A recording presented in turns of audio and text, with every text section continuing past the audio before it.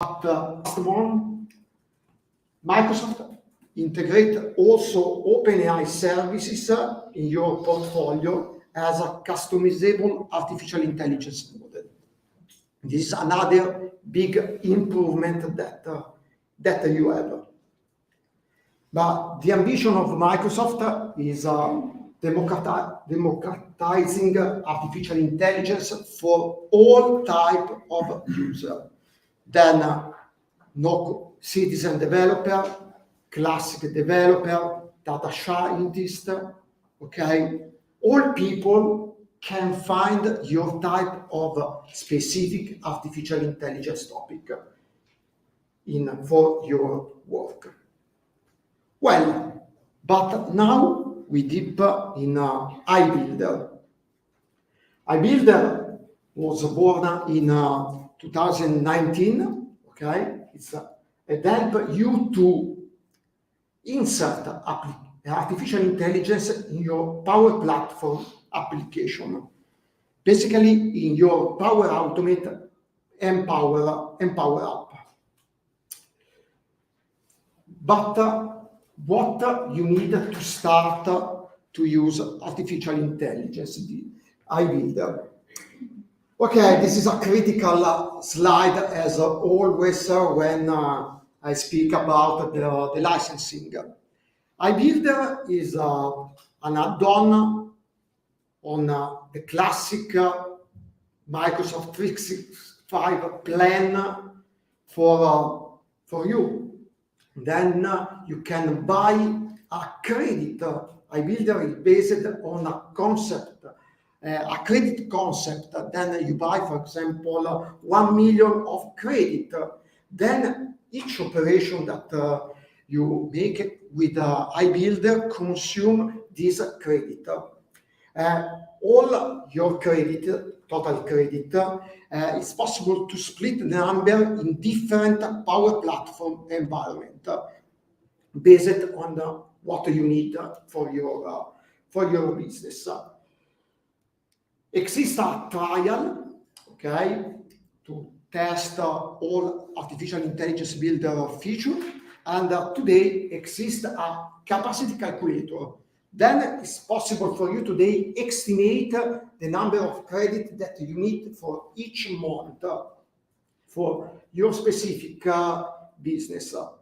But we have good news because in the last February, last month, Microsoft reduced the price of artificial intelligence builder. That you need less credit than in the past to complete all operation. Well, after you have buy a credit or activate a trial, you can invoke iBuilder, for example, using Power Automate. You can add in your as action a custom or pre-built model. You need only to drag and drop the action in your normal flow, specific the model, add the necessary parameters that you need, and Power Automate complete the action for you. But what is important that you consume the output of your prediction model, for example, or your extraction model. The same in Power Apps. You have a lot of control. You see in this slide the type of control today available. You can drag and drop each control as a normal control in your Power App. But you can also use the output of this control as Power FX formula. I'll show you an example in my first demo after. Okay, this is a classic example. For example, a text input. I can insert a phrase, a free text. I can insert the model. Okay, for example, this is a language detection model. I need only the intelligence complete for me the Power FX formula, and this is the output of my object. Very very simple. I'll show you in my first demo.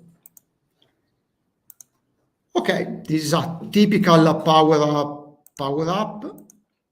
Okay, I have a media control to add, for example, an image, and I add this model as artificial intelligence I build model. This is for example, a custom model, and this is a pre-built model, is a language detection. I'll show you how this app works. For example, I upload this picture. In real time, the model works for me, classify the image, and recognize the fruit that I have. Okay, strawberry, and this is the prediction value, because I can identify the score of this prediction. In the same way, I can detect a language. Then is a complete no-code application.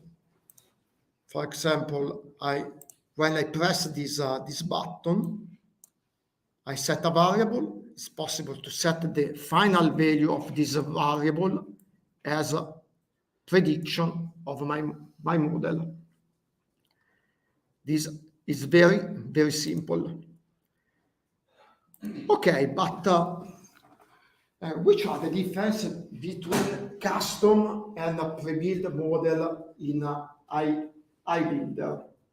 Okay, the custom model are models that you need to train. Okay, for example, if you have a specific type of your invoice, you need to upload a lot of document for when you create the model. The system train the model, then you can use the model in your app or automator. Otherwise, you can use, for example, a pre-built model. There are a lot of pre-built model in iBuilder. For example, the receipt component, the identity card component. Then are models that don't need training to be for added in your application.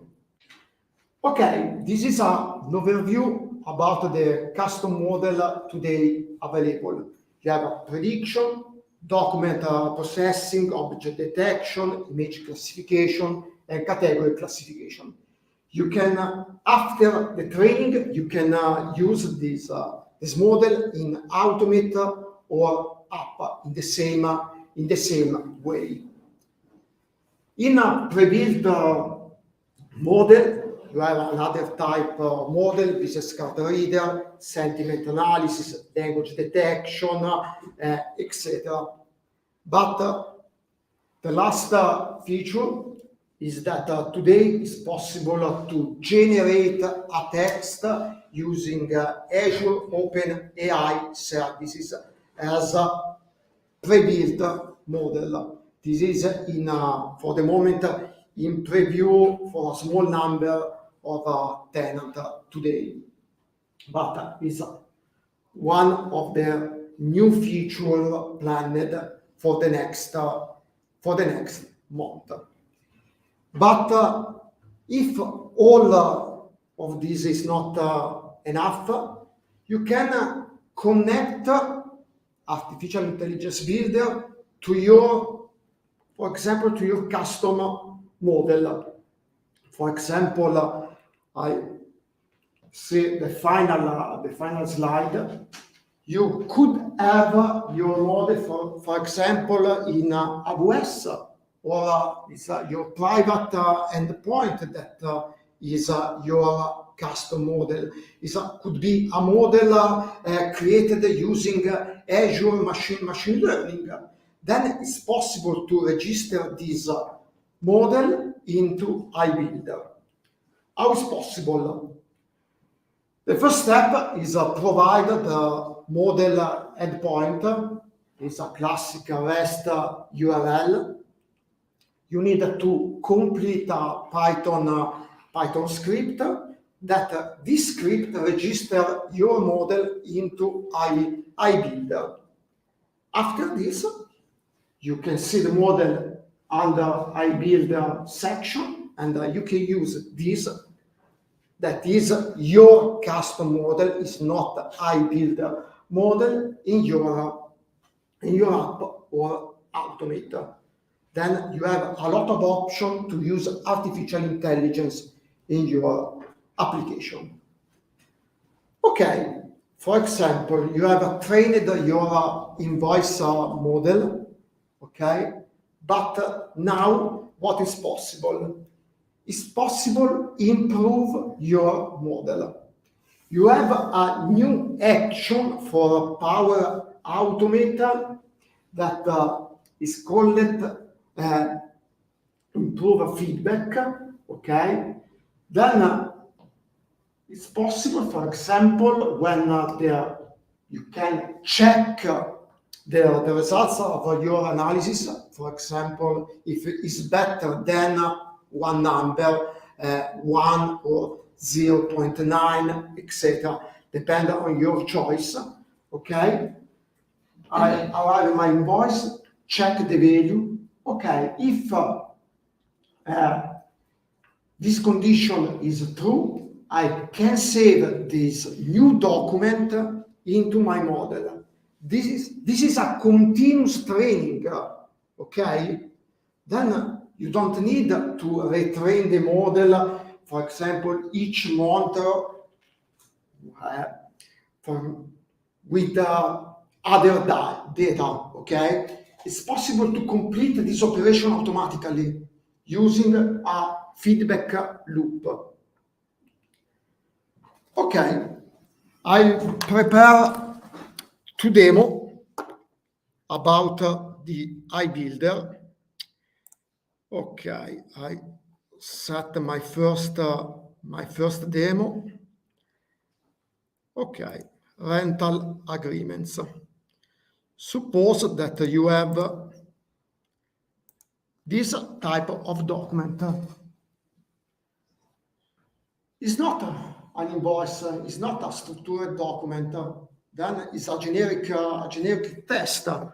I could have another type of rental agreement, for example, with this layout is completely different, okay? But suppose that you want to extract the same information from two different rental agreement document, okay? You see the difference. For example, I want to extract the number, the landlord, the tenant, etc. Today, it's possible to complete this operation with a specific iBuilder model. I'll show you this model.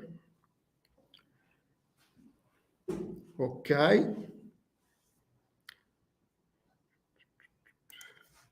Just a second that I refresh my tenant. Okay. Well, fantastic demo effect. As always. Oh, just a second.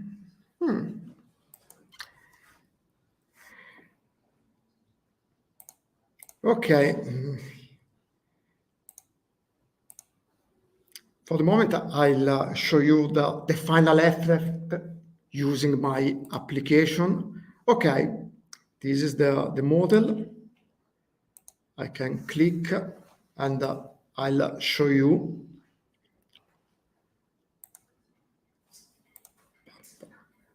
Okay, I can edit. Then in this model, I extract start date, end date, landlord, tenant, and monthly rent. Only 5 fields. And to do this, I upload a collection of rental document. You need 5 documents, okay, for start this model. Okay, I select unstructured document. Structured document could be, for example, an invoice. Okay, next. I select define the field. Next. Then I create a collection. This collection is based on 5 documents. You can create a lot of collection in your single model. Okay, for a structured model is not clear, but for example, for the invoice classification, you could have 5 type of collection. You can put all collection in your single model for classify all the invoices that you need. Okay, after this, I think I need only to tag each field in each document. Then it's very, very easy. I need only to identify the field in the document. For example, under Lawson, the landlord, data, and the monthly rent. After this, I need only to train and publish the document. The final effect. This is a simple power up. In this case, it's a simple case. The power up upload the document in a SharePoint document library and run this flow, rental agreement management. I'll show you this flow. Okay. Edit. The trigger is a power up button, classic condition. I'll pass the file content. I set a lot of variable. Then I create a file in SharePoint. Then this is the core. Okay. I define the user model. Font type is a PDF, my invoice, and the content of my document. Okay, nothing else. After this, for example, I could set a SharePoint metadata value in my SharePoint document library. Today, the same operation could be done, for example, using Microsoft Syntax. Is another way to use iBuilder. Okay. Perfect.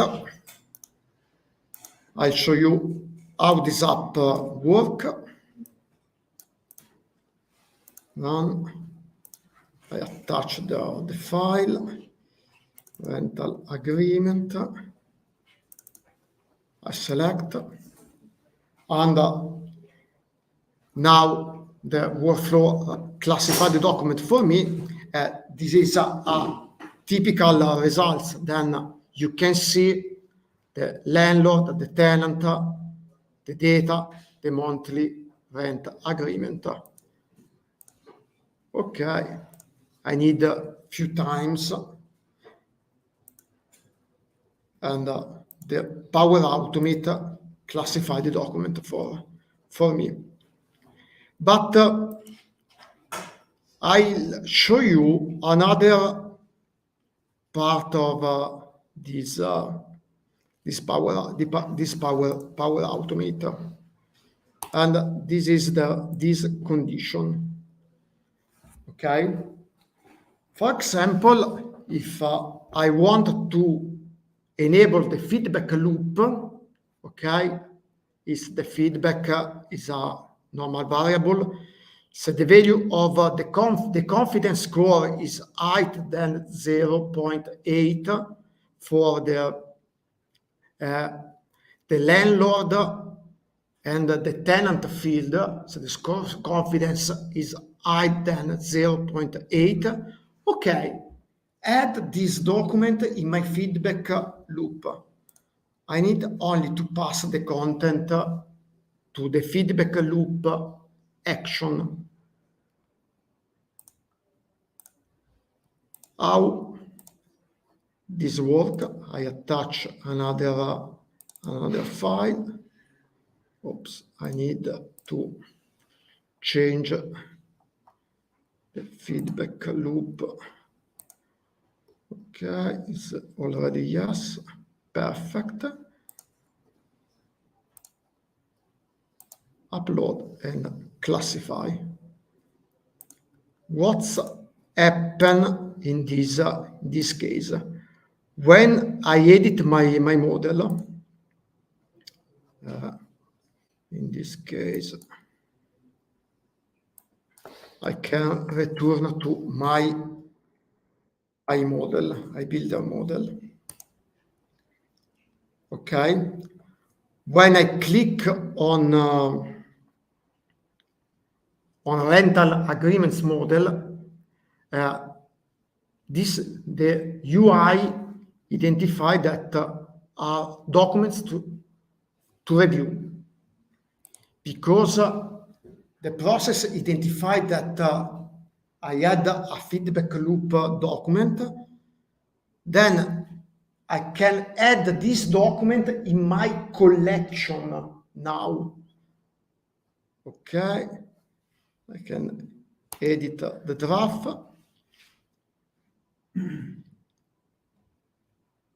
When UI, no.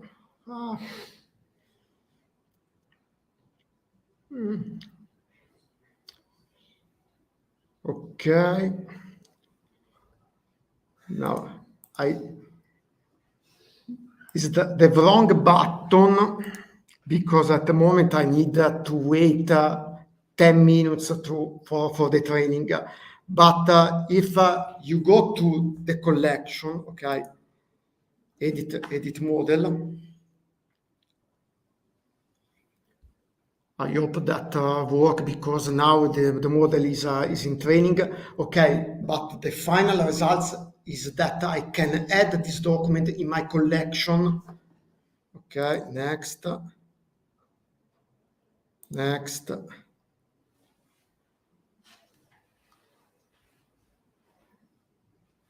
Collection, add documents. Okay, feedback loop. Then I can add a document in my model. I think that is very, very useful feature for iBuilder.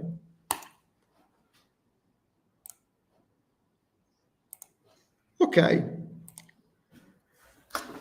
I think that all of you already know Microsoft Teams. Chris is a big expert of Teams. Well, you have a lot of ways to interact with iBuilder. For example, using Power Automate. There are a lot of templates in Microsoft Teams to use iBuilder. Or the new way, for example, if you want, is using the Power Apps model card. Do you know the model card in Power Apps? No? Okay. You can create now an adaptive card directly in a Power Apps and use this card in Power Automate. I'll propose you now two possible scenarios about Teams and Microsoft Teams. The first,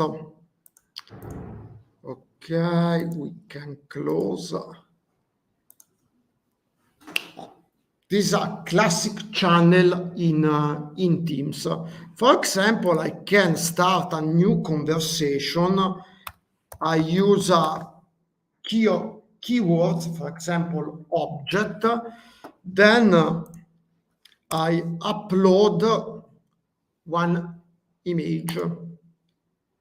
I browse from channel, upload a copy,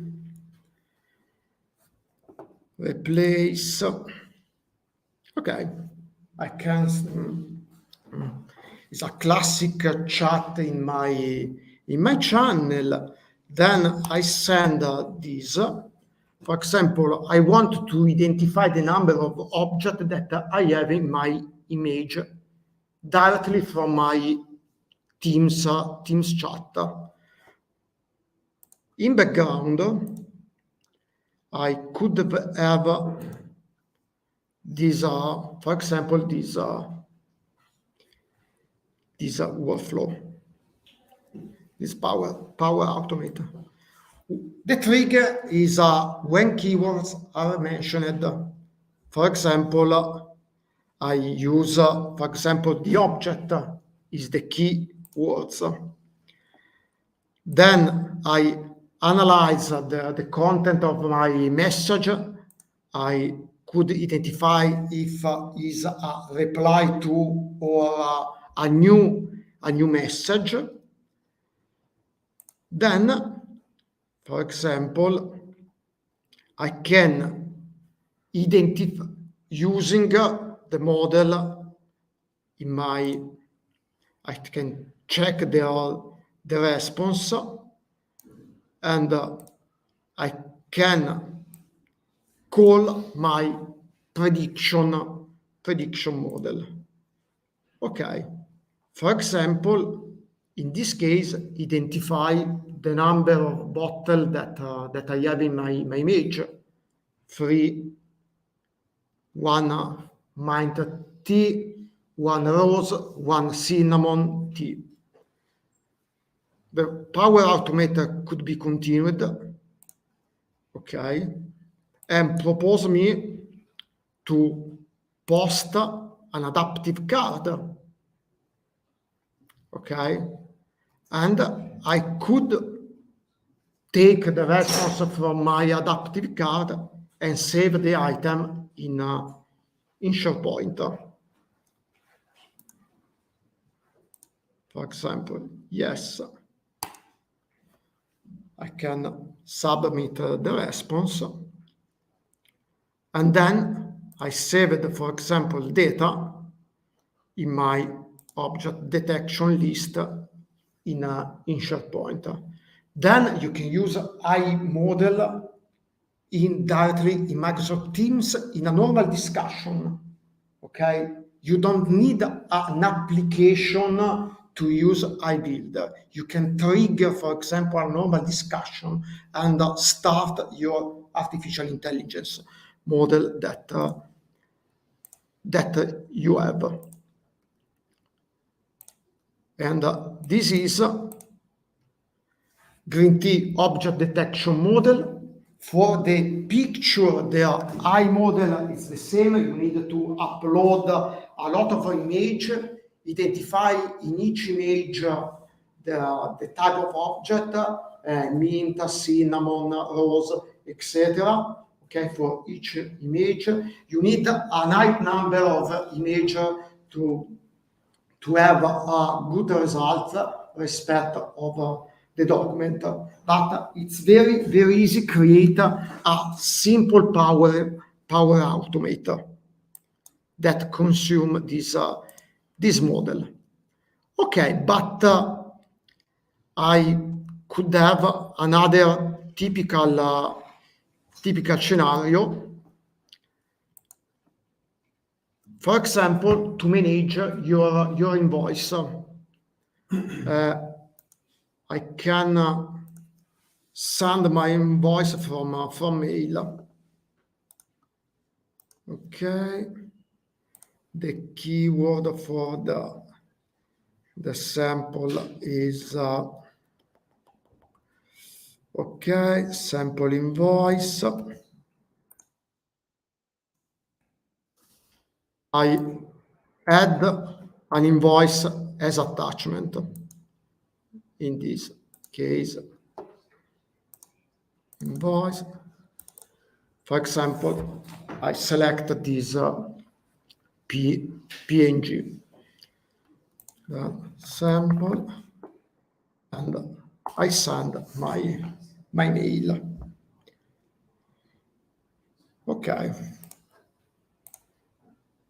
Now what's happened? I have another Power Automate.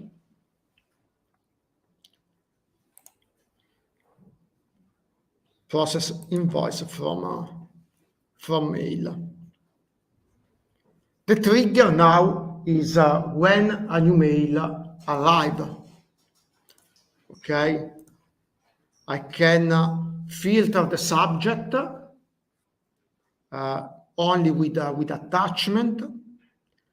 Then, if work, for example, you can use a Power Apps card to show that a new invoice has been arrived, and data extraction is in progress. In this case, I have always a prediction model. I need only to extract the attachment content from my mail. You can rework this model for each attachment that you have, and then you can create a master detail list in your SharePoint site. Okay, we see the history of this Power Automate. Okay, is succeeded. Okay, this is the master row with the either data of my invoice. Okay, the either data. Then using iBuilder, it is possible to extract each row in your document, and this is the final results. For example, I can save the corresponding row in your application. But it's not the only way that you have. For example, you can use the same model in your Power App. I open this invoice processor.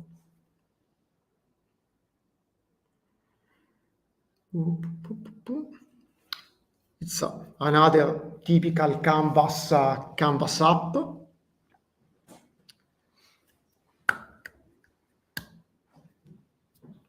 I need to buy a more consistent license and don't use a trial to improve the tenant performance. Okay, this is the iBuilder control that is called form processor. In this control, I have associated invoice model. It's the same model that I use in Power Automate. For example, I can select the phone company, or no, I need to change okay, and this is the final results. But I want to use this. For example, it's another invoice with the Coffee Maker Pro. Okay. What is possible to do today? For example, interact with ChatGPT. For example, I need information about Coffee Maker Pro. I can click, I can ask to OpenAI, and this is the detail of my product. Imagine, for example, a medical document. Okay, the coffee maker, it's easy to understand. But for example, in a medical document, in another specific type of contract or project, for example, building project, it's possible to integrate ChatGPT or other Azure services with iBuilder in your application. In this case, I don't use Azure. The Azure OpenAI service. I call ChatGPT using the independent connector. Okay, it's another way that you have to consume ChatGPT in your Power Automate or application. Okay, the future is coming. Why the future is coming? Because for iBuilder, now it's possible to integrate OpenAI service directly in iBuilder. Then it's possible automatically generate a text directly in iBuilder. Then in Power Automate, for example, you can have a Power Automate that generate a text, for example, from a single question, and you can put the response of ChatGPT or OpenAI in your document, for example, using syntax content assembly. Then you can generate your document dynamically using iBuilder. Then, after you have selected the method, you can consume this content in your Power Automate. I could show only this in my tenant because it's a preview. This is my personal MS personal productivity environment, Power Platform. Is enable Azure OpenAI service. There are all operations today available. For example, summarize a test. I can select a test regarding Center of Excellence starter kit. I can put here test out, and Azure OpenAI start to summarize the content for me. And now it's possible to use it. It's not possible. Okay? What? Oh. Okay? You can use it in Flow or in App. I can test. You have another type of fast checking, Q&A, big city in Italy. Test it out. So, then imagine your application with this new feature. Will be incredible.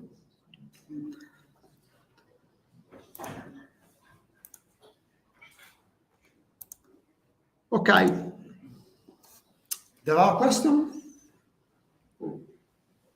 Yeah, I actually have a couple of questions. The first one is about the PDF that you used to demonstrate the contract between the landlord and the tenant.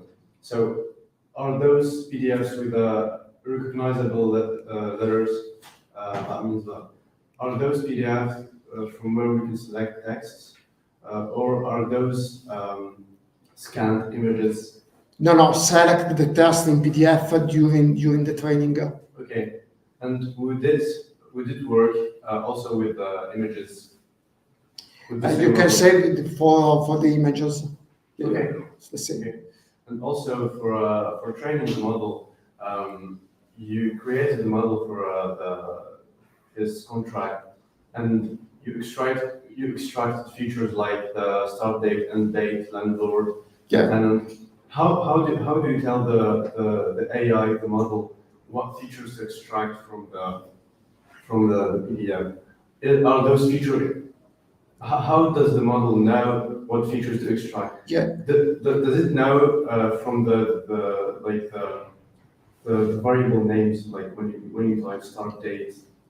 It's your choice. You can define start data as a text field, okay, and date is another text field, etc. You can define a lot of text field to start, but yeah, it's your choice to select the number of fields that you need. Yeah, okay. It's like how does the model know what text to put in those text fields? How does it know that in start date it will put the start date? Okay, but is the position, the terms near the start date and date is a backend logic that identify. Oh, yeah, okay. So it determines that from the variable name, right? Yeah. Okay.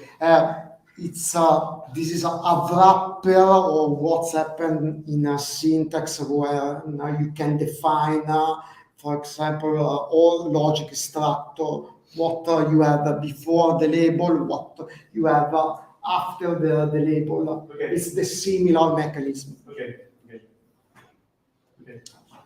Thank Well, thanks so much for your attention. And if you have other questions, you can find me during the conference.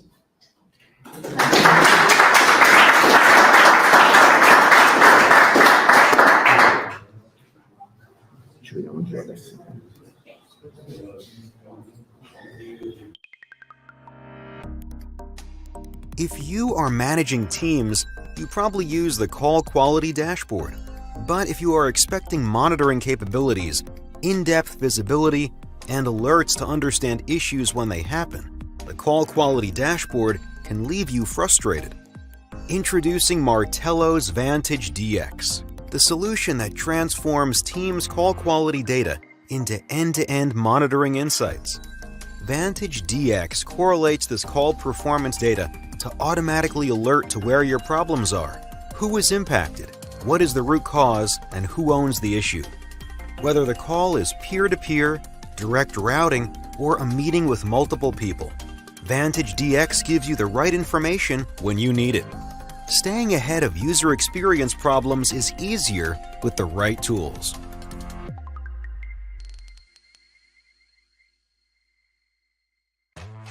Are you currently spending countless hours manually packaging applications and updates? Is your security team constantly complaining about missing updates, vulnerabilities, and low compliance? Patch My PC can save you time, money, and help your company be more secure by automating the packaging of third-party applications and updates in Microsoft Endpoint Manager. With a repository of hundreds of applications, your team can eliminate thousands of hours of packaging time a year while being able to configure environment-specific customizations to control your application settings. Best of all, new apps are added continuously based on customer feedback at ideas.patchmypc.com. What are you waiting for? Join over 4,500 enterprises using Patch My PC to automate your application management and patching needs. Request a fully featured trial or a one-on-one demo at patchmypc.com.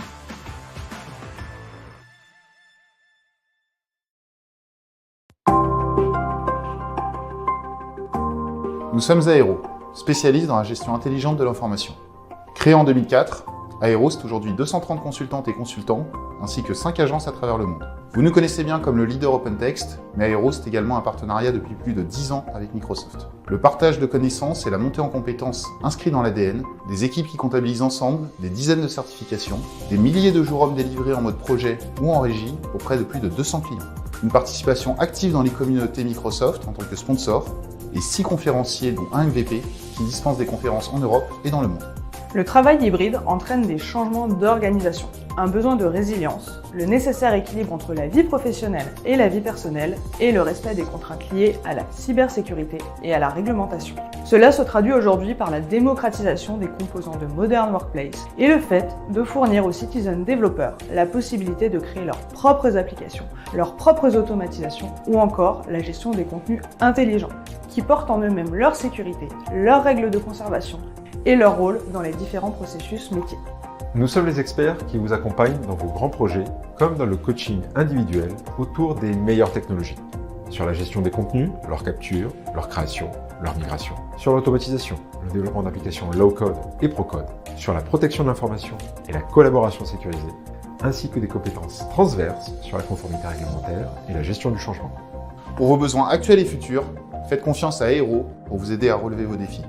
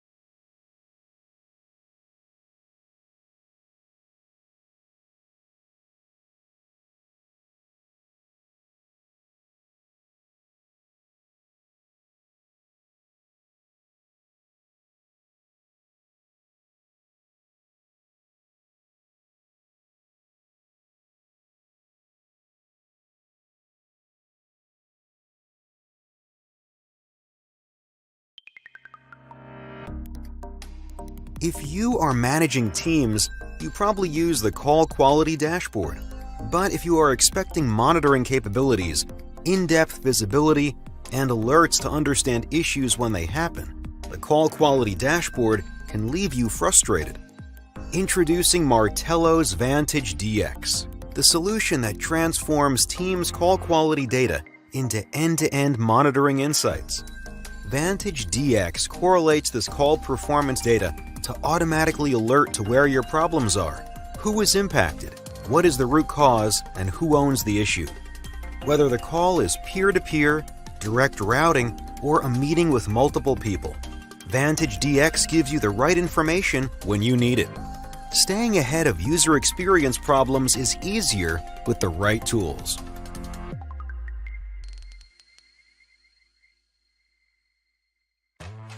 Are you currently spending countless hours manually packaging applications and updates? Is your security team constantly complaining about missing updates, vulnerabilities, and low compliance? Patch My PC can save you time, money, and help your company be more secure by automating the packaging of third-party applications and updates in Microsoft Endpoint Manager. With a repository of hundreds of applications, your team can eliminate thousands of hours of packaging time a year while being able to configure environment-specific customizations to control your application settings. Best of all, new apps are added continuously based on customer feedback at ideas.patchmypc.com. What are you waiting for? Join over 4,500 enterprises using PatchMyPC to automate your application management and patching needs. Request a fully featured trial or a one-on-one demo at patchmypc.com.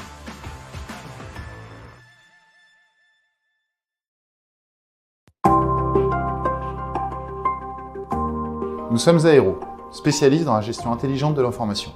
Créé en 2004, Aero, c'est aujourd'hui 230 consultantes et consultants, ainsi que 5 agences à travers le monde. Vous nous connaissez bien comme le leader OpenText, mais Aero, c'est également un partenariat depuis plus de 10 ans avec Microsoft. Le partage de connaissances et la montée en compétences inscrits dans l'ADN, des équipes qui comptabilisent ensemble des dizaines de certifications, des milliers de jours hommes délivrés en mode projet ou en régie auprès de plus de 200 clients. Une participation active dans les communautés Microsoft en tant que sponsor, et 6 conférenciers dont un MVP qui dispensent des conférences en Europe et dans le monde.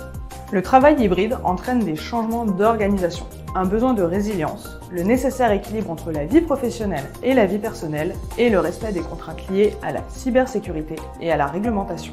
Cela se traduit aujourd'hui par la démocratisation des composants de Modern Workplace et le fait de fournir aux citizen développeurs la possibilité de créer leurs propres applications, leurs propres automatisations ou encore la gestion des contenus intelligents qui portent en eux-mêmes leur sécurité, leurs règles de conservation et leur rôle dans les différents processus métiers.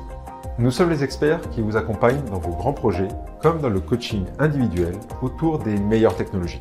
Sur la gestion des contenus, leur capture, leur création, leur migration. Sur l'automatisation, le développement d'applications low-code et pro-code. Sur la protection de l'information et la collaboration sécurisée, ainsi que des compétences transverses sur la conformité réglementaire et la gestion du changement. Pour vos besoins actuels et futurs, faites confiance à Aero pour vous aider à relever vos défis.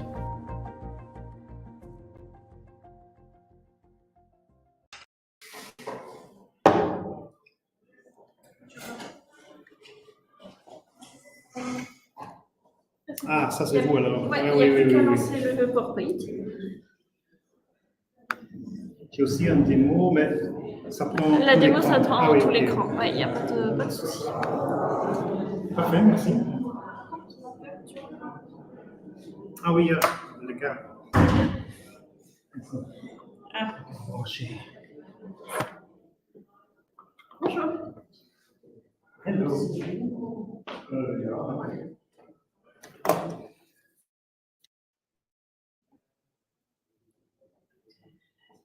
Ça a l'air bon. Je vais faire un check son.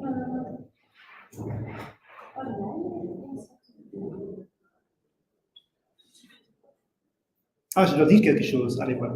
Test, test, test. Ça fonctionne? OK. La session va être en anglais, mais je me débrouille. En français.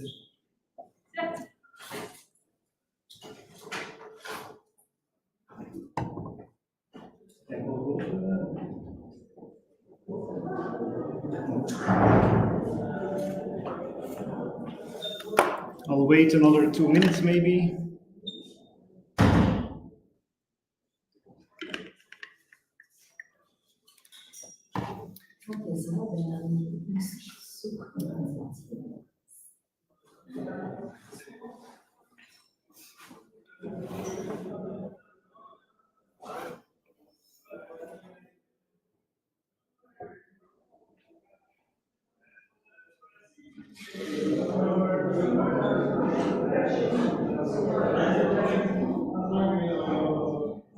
Still a lot of people on the stairs. Let's see.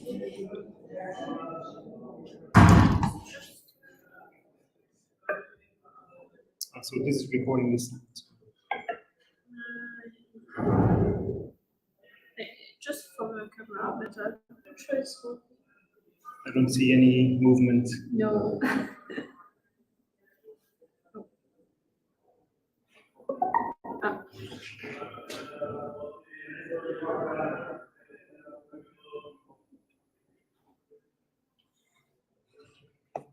No. If it's not familiar with maybe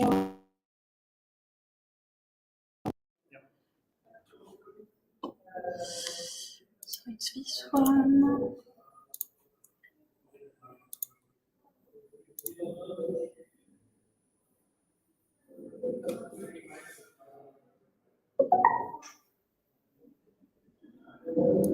Huh?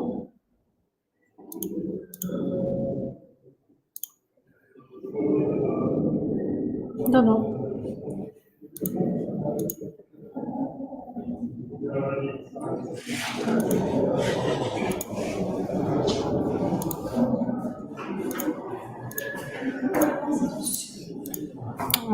It's okay.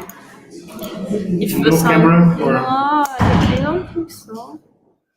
But the sound is the most important. Yeah, the sound is important. So I will just. I don't know. We'll stay like this. We could go. Okay. Thank you. Get started. It's awfully hot in here, so yeah, opening the window is a good idea indeed. All right. So let's get started. So, using the Microsoft Graph for the IT professional, Microsoft Graph is usually considered to be a typical developer topic, I would say. If you're a developer and you're doing anything in Microsoft 365, you're probably already played or heavily involved with Microsoft Graph. But I would guess that if you're in this session, that maybe the Microsoft Graph is not something you or have looked at, or really worked with, or you're an IT professional like myself who wants to learn the basics of using that Microsoft Graph for example, PowerShell, because that's what the bulk of the session will be about. Not standing too much in front of the camera. Right. Quick look at the sponsors, quite important. You've probably seen this slide already a few times today, but nevertheless, events like these would not be possible without the sponsors. So yay for the sponsors. It's always really, really, really important. I'm guessing you saw this one already also. Different ways to get in touch with the community throughout the year, even if it's not this conference. A quick word about myself. I'm Thomas Vochten. I'm from Belgium. I'm from the northern part of the country, so I don't typically speak French. Je me débrouille, I would say, and I could probably do a session in French, but I prefer English. But I must let you in on the secret. Even in Belgium or in the Netherlands or wherever in the world where I'm speaking, I always do sessions in English, and that's my preferred way. I don't know why, even in my own country. So that's. But if you want to ask questions afterwards or during the session, you can do so in French. I will probably understand you. So if that's your preference, no, don't worry. Well, best way to reach me if you've got any questions afterwards is probably through Twitter or even an email. If you want, that's always possible. I am an MVP, which basically means that I like talking about technology a lot. I run the Belgian Information Worker User Group, which is a mouthful, I know, but we do monthly meetings around Microsoft 365, and we organize a Collab Days conference in Belgium every year. And I work for the Kronos Group, which is a large technology group in Belgium. Enough about me, on to the Microsoft Graph, because we had some smaller technical difficulties in the beginning, so I have 43 minutes left instead of 50, so we'll dive right into the material. Just 3 topics: Microsoft Graph, general introduction. If you haven't seen it before, what does it do? What does it provide us with? What capabilities are there? A little bit about authentication and authorization, and I'm an IT professional, so I'm always intrigued by those topics. But when you're working with the Microsoft Graph, you definitely have to know how authentication and authorization works, especially if you want to use the Microsoft Graph in any automation scenario, but also if you wanted to just run it from your laptop, as I'm going to do later on. And then, well, I would say last but not least, PowerShell to the rescue. We'll look at the different PowerShell command that's available to us to interact with the Microsoft Graph. So, gentle introduction to the Microsoft Graph. What is it? And especially why would I care? Especially as IT professionals, it is, like I said in the beginning, it's primarily a developer topic. If you want to do anything in Microsoft 365, interacting with content or interacting with, I don't know, Teams or the admin components of the Microsoft 365 ecosystem, you will need to find a way to interact with that. As an IT pro, we have different things at our disposal. Of course, the admin portals, there are various ones, multiple ones. We can use those, but as IT professionals, we like to automate, we like to script, we like to do things our way. And that's where the Microsoft Graph also comes into play, because there are many scripting capabilities in the Microsoft Graph which make our life a lot easier. So it is a developer topic, yes, but also IT pros, in my opinion, that's why we're here, should learn about the Microsoft Graph. The promise of the graph, what is the general idea behind the graph, is that it's a gateway to everything inside of Microsoft 365. Not necessarily the admin bits, but more, let's say, the user interface bits. I mean, the data bits, what is exactly in Microsoft 365. So, for example, files or users or you can name it, almost every component within Microsoft Graph or within Microsoft 365 ecosystem is approachable through the shouldn't touch that cable. Apparently, it comes back. It comes back. It's redundant or highly available. So almost every component within Microsoft 365 is approachable through the Microsoft Graph. These are just a few examples. There is more. So it offers you access to the content. It offers you access to the data, the insights data, as Microsoft likes to call it. It's also real time, and it's also extensible. That's something that for us IT professionals is maybe a little bit less interesting. That's primarily a developer topic, but nevertheless, everything you can think of is approachable through the Microsoft Graph. Some typical use cases or things that I've seen customers work with the Microsoft Graph with, typical things like onboarding users might be something that you would want to automate. Or, for example, converting documents. I've seen people using the Microsoft Graph for that. Managing employee profiles, augmenting the employee profile data with data from an HR system, stuff like that. You name it. It interacts with the data in Microsoft 365. The Microsoft Graph can probably do it for you. So those are some relatively simple use cases. There's also more involved use cases. I've seen a case a few months ago where they had a lot of structural sharing in OneDrive. Well, we all know that you shouldn't do that, but people do that. So they share a lot of stuff from within their OneDrive with different colleagues or even the outside world.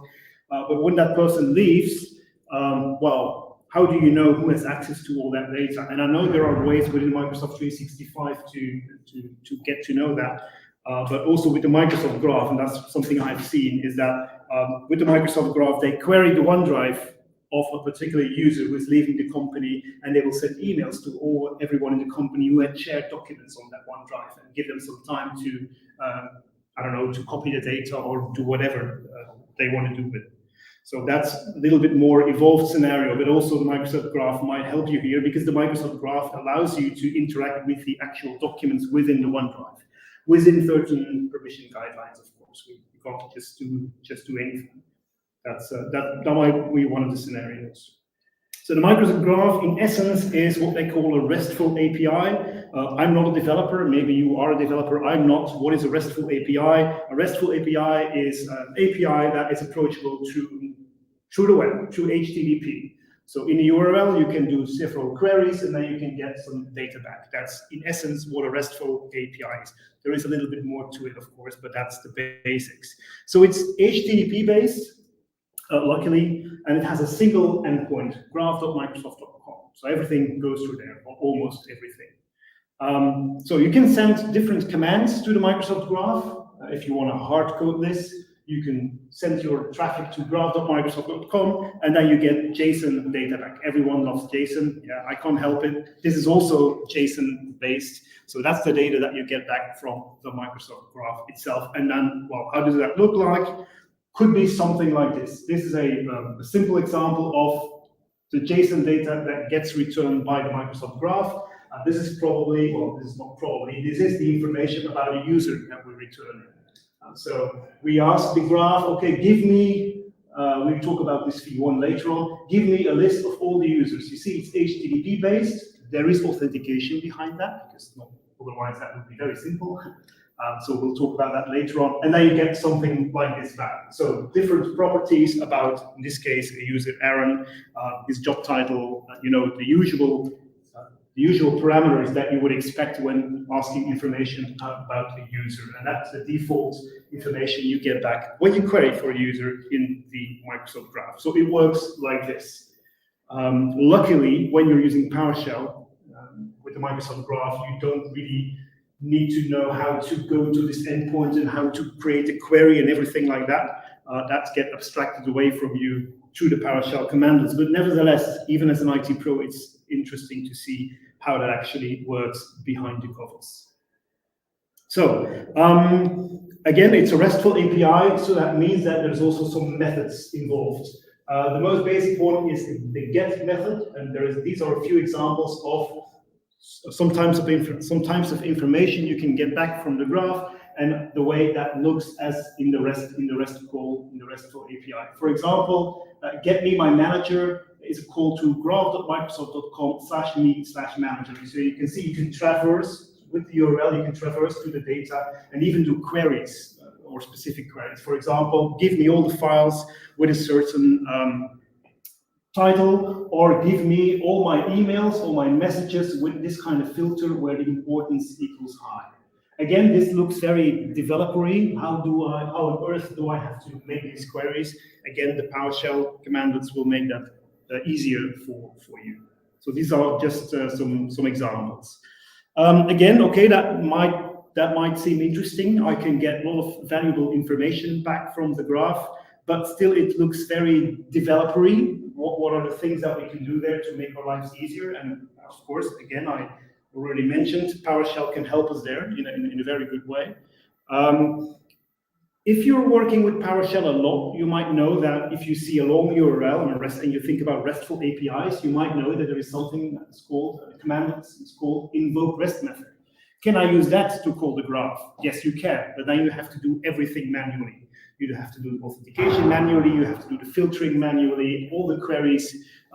It is possible, but you have to manage everything yourself. So yes, it is possible, but you don't necessarily have to be friends with invoke REST method. There are other ways, again, the PowerShell commandlets that are built in.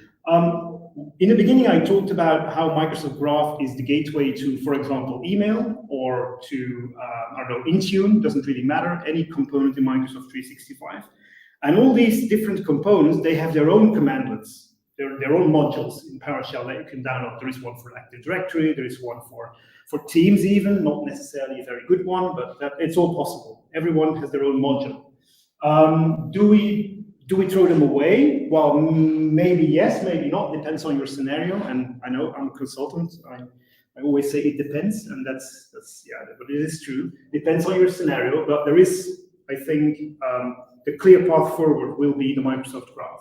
So all these other commandlets or modules in PowerShell created by Microsoft will eventually probably all fade away. A few of them have already been announced to go away, like the old AD ones, etc., etc. Everything will be in the end will be replaced with these modules. So definitely another reason to go there. And how and where do I run these commands? We'll get to that in the demo.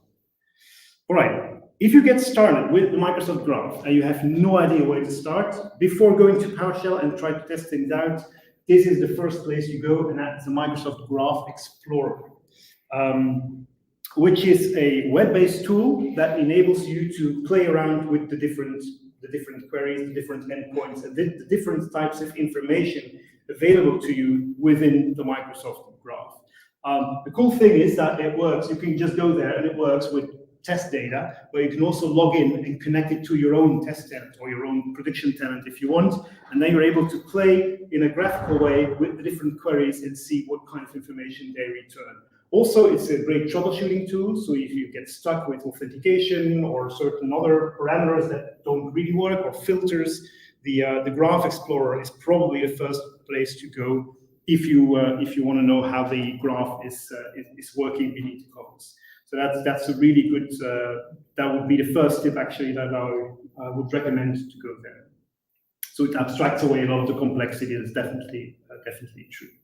Let's have a very quick look at the Graph Explorer. Screen here. If that will work.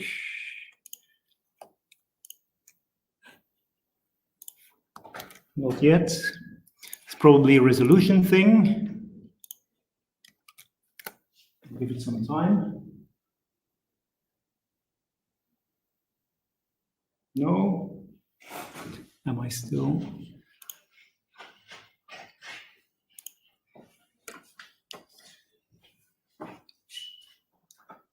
Luckily, we have someone in the room to check. But maybe I should lower my resolution or something. That could be. Yeah, online is. Should I try that or? It's working. Yeah, online it's working. Yeah, online it's working. Let me. You just try online. Yeah, you can just go to YouTube and follow along there.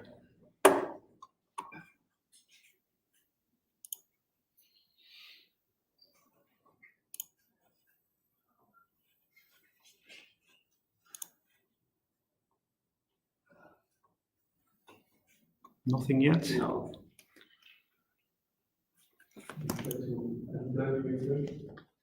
Try. I hope I don't have to reboot, because then we also lose the stream. And online it keeps on working. It's okay. And otherwise you'll have to trust me that there is a Graph Explorer. It's strange because the resolution reset again. This is not the resolution I wanted.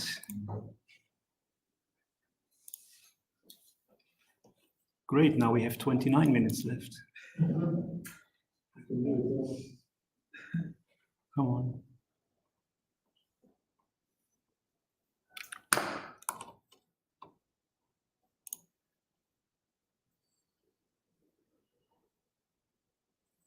Let's try something different. That's probably a bit better. Yes. So what I wanted to show you is the Graph Explorer. I realize I should put it in light mode, but we don't have time to fiddle around any further with this. So I'll keep this demo quite short because we want to go to the PowerShell as quickly as possible.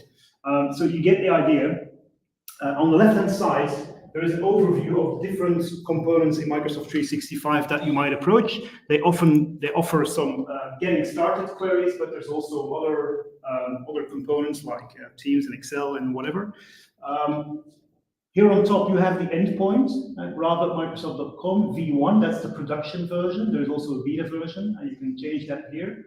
This is a get for getting information. There is also a post for changing information, for example, and then you just run the query. In this case, I'm already logged into my tenant, so you can see that there, thview.net, that's my tenant. But if you don't, if you just go to the Graph Explorer and run the tool, it will work with demo data. So in this case, you can, this is the default one, /me, it gives you information about your user profile. You can run the query, and with a little bit of luck, you get almost the same information back that we saw on the slide. And this is the most simple example that you can do. You can do filtering, you can do all kinds of things. I encourage you to look at these different categories and try a few of these queries. Let's maybe try one more. One of the example ones. Get me my email, for example. Let's see if that works. Run query. Now we've got a permission error. That's normal because I didn't grant it the permission. Let's get my manager. I think I'm my own manager, but let's see. Yeah, that's also resource not found, but you get the idea. But unfortunately, we don't have time to dive into the Graph Explorer deeper. Let's see if this still works. Yes, okay. So Graph Explorer, definitely go there, fiddle around with the options and try to get a good feel of how the graph actually behaves. An alternative might be Postman. Postman is a typical developer tool, but does more or less the same thing as the Graph Explorer. So it enables you to play around with the different endpoints, with the different methods, and then all the different components in 365. It's free for personal use, and the cool thing is that it has a Microsoft Graph Postman integration. Postman is not a Microsoft tool, but it has good support for. Did we stop streaming? No. Okay. No, it's just Good support for getting anything done with the graph, and then you get more or less the same experience as in the Graph Explorer. So this is Postman. You see, this is exactly the same query, exactly the same result, but it has some other also community curated queries here to get the graph going a little bit more. We talked about that. All right. Authentication and authorization. Of course, you can't just go to a URL and get information about anyone in your organization. You need the proper permissions and you need the proper authentication. That sounds easy, but it absolutely isn't. Now, in working with Microsoft Graph, there are essentially two models of authentication, or that you can, authorization, I have to say, that you can use. You've got delegated permissions and you've got app permissions. Those are both basically the two different ones. Delegated permissions, that's more like an on behalf permission, where you can request information as a certain user.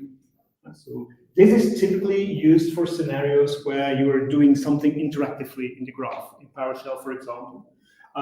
As an IT professional, I'm primarily concerned about automation. Your scenario might differ. So I'm usually in the app permissions space in most of the use cases that I'm involved in.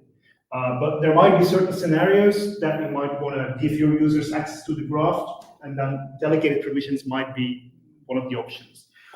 Be aware, though, that not all data is accessible through both methods. That's a little bit annoying. So it might be that you say, oh, I have this brilliant idea to get, I don't know, some certain planner data from the graph, and you want to do it with an application that does something in the background, and then it doesn't work because getting that specific type of data is only possible with delegated permissions. Happens all the time. Unfortunately, Microsoft is working constantly because we are nagging all the time about them changing that. So sometimes it's a little bit frustrating, but usually you end up with this kind of permissions where a application, could be a PowerShell script or a real application, let's say, in the background is doing something and it has all the rights to the specific data that you want. So the typical authentication and authorization workflow, if you do anything in PowerShell, and especially if you're doing automation, but even if you're not doing automation, you need an application identity. You've probably seen that already a few times throughout the last 2 years. You create an application identity in Azure Active Directory and then grant permissions to that application. And with the Microsoft Graph, it's exactly the same. So we will do that in the demo. So we create an application identity. We configure authentication. We'll get back to that in the next slide.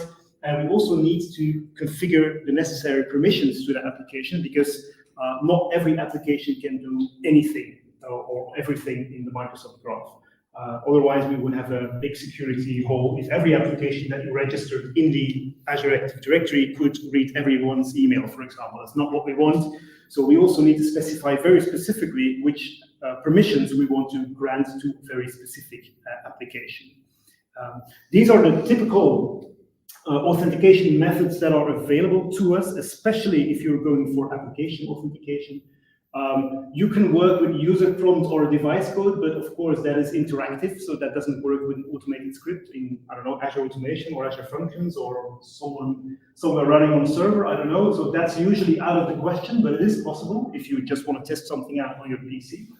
An app ID in a secret, it's basically the same as a username and password. We know it's available. We know you should probably not use it anymore, but it is possible. So if you want to do that, you can still do that.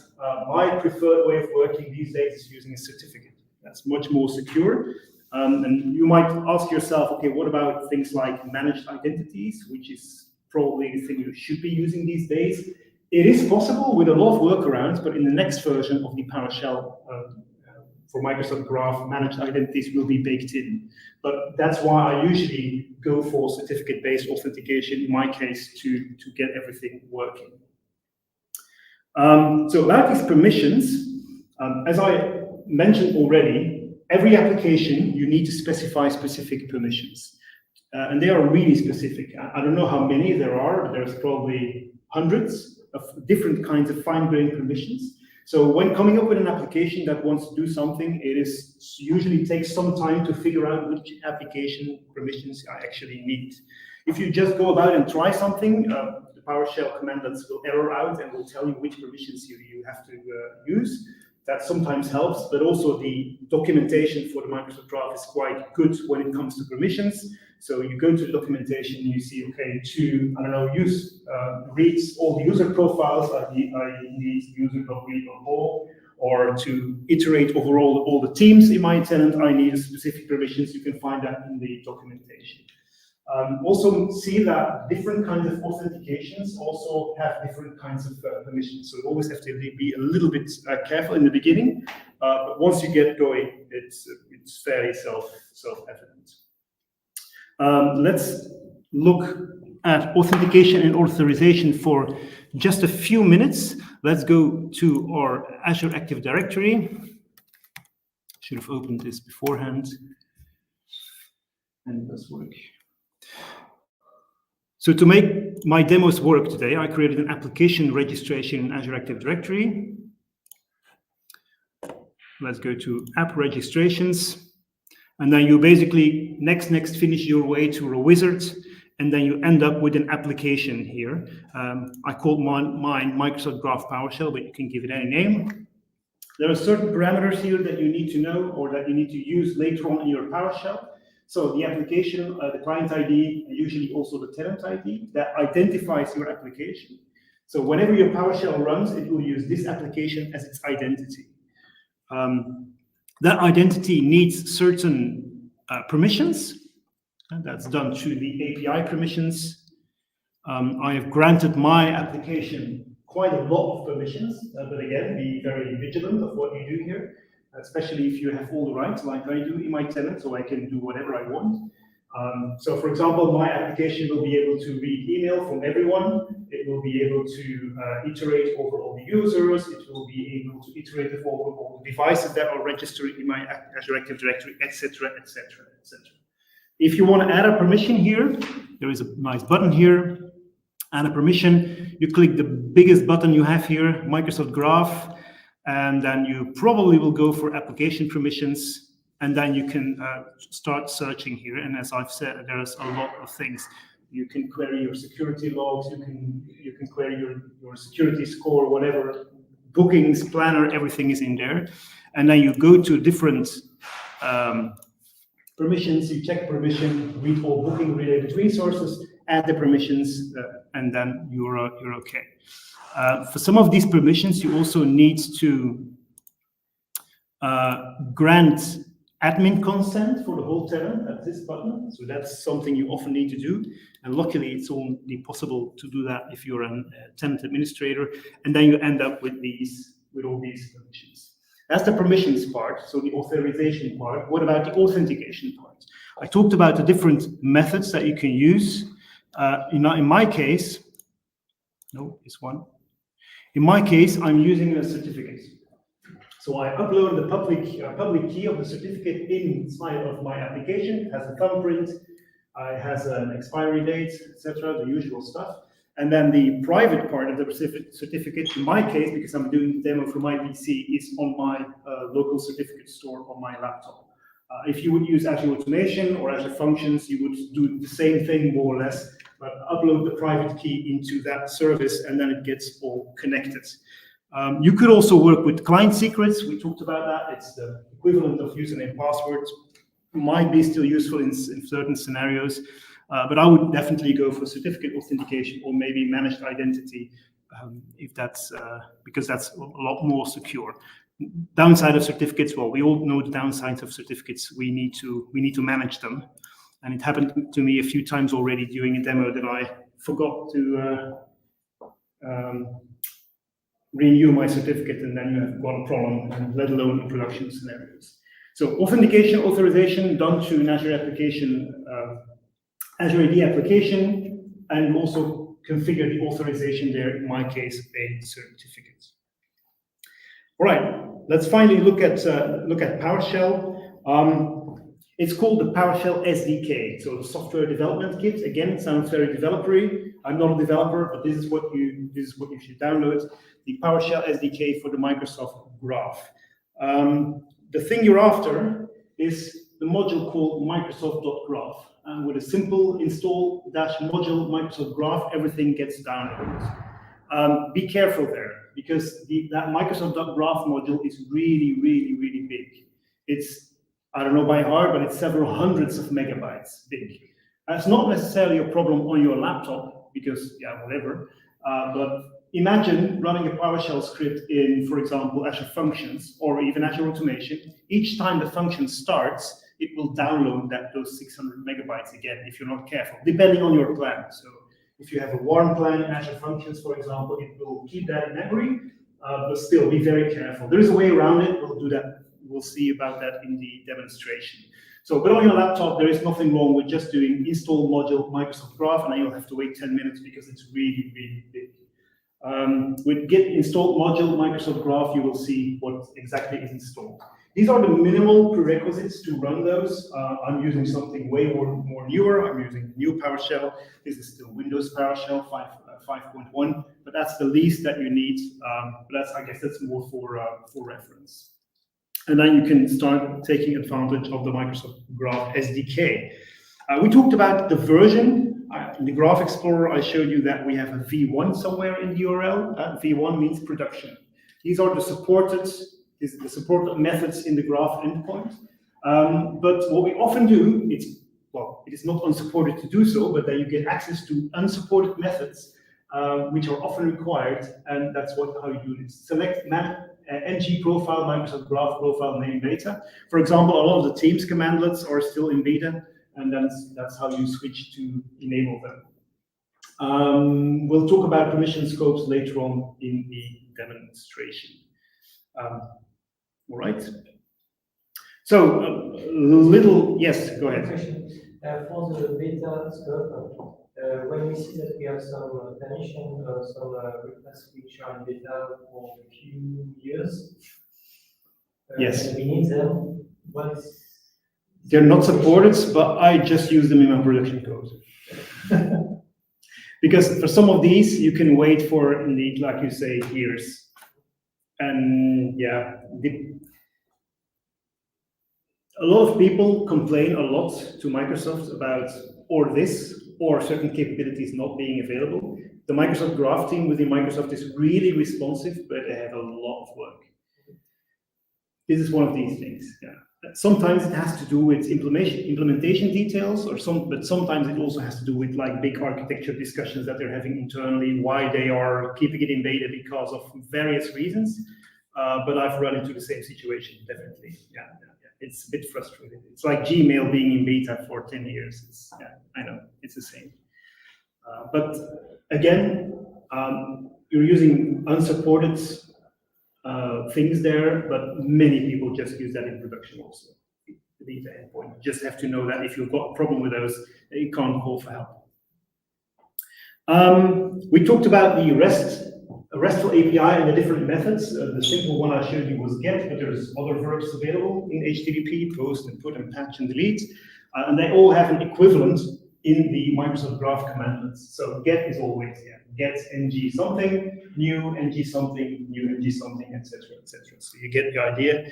That's the way that all these commandlets work. If you do get command module Microsoft Graph star team, for example, you get all the lists of commandlets available for Teams, and there's a lot of them. This is the basic lingo that you should be acquainted with when you get started. So some basic examples: get ng user gives you, well, you guessed it, the user. A new ng team creates a team. We're going to do that in the demonstration. Update the team channel, remove a group, and there are hundreds and hundreds and hundreds of these commandlets that you can use to do your work. Let's go quickly back to connecting to the Microsoft Graph. So the authentication part, I haven't showed you this. This is the interactive way. You've probably seen dialog boxes like this. If you're in a scenario where there is someone at the keyboard, like in my case, you can also go for a device code or just username and password if you want to authenticate to the graph. But this is not really feasible in an automation scenario. So I've explained this already. I'm usually using a certificate that I'm using as the backend for my authentication, let's call it that way, to get the circle round and to connect to my application. But I'll show you that in the demo. Let's sit down now. So let's go to Visual Studio Code. You don't have to use Visual Studio Code, but it's my preferred way to do anything with PowerShell these days. Do it in Windows Terminal if you want. Let's wait until it spins up. All right. So again, installing the Microsoft Graph. You could do install module Microsoft Graph if you've not downloaded them yet on your PC, but this I would only use on a laptop, for example. A better way, especially in automation scenarios, is to use only download the required Microsoft Graph modules. If you know that you're just going to be interacting with users, and of course you need to log on also, you can also do import module Microsoft Graph authentication, import module Microsoft Graph users, and maybe import module Microsoft Graph Teams, something like that. If you're not going to work with all the other cases, just do this. This will take seconds, and the first one, install module Microsoft Graph, will take maybe 15 minutes in certain scenarios. So that's what I usually do. So you import these modules, and then you're able to work with everything. And there is actually a lot. If you look at these commandlets that are available, it's a lot, right? So there is a lot of modules available. I'm going to use the beta endpoint. So I'm going to say select MG profile name beta. If you want, you can also specify the permissions you need depending on your scenario with permission scopes, but we're not going to go there. That's another possibility. And then we want to log on to the Microsoft Graph, actually. So in my case, I'm using a certificate, so I need the certificate thumbprint. I know that's not the best way, I know. There is also client ID and a tenant ID. And then with connect MG Graph, and you specify all these parameters, you're able to connect to the Microsoft Graph and do your work. So let's execute these to actually get connected. With a little bit of luck, it tells me welcome to the Microsoft Graph, which means that I'm connected to the graph and to the endpoint, and I can do my stuff. And then there are of course hundreds of things you can try. Something good to get started is do get MG user. This is simple PowerShell, I would say. We're getting a user, or all the users in this case, and we show display name and the user principal name. I've got quite a few users in my tenant. So see username, but that's all simple PowerShell. You could just do the same thing with devices if you want. I've got a few servers in my subscription, I think. So this is the host name, this is the ID, and this is the operating system that it's running, but you can also specify other parameters, of course.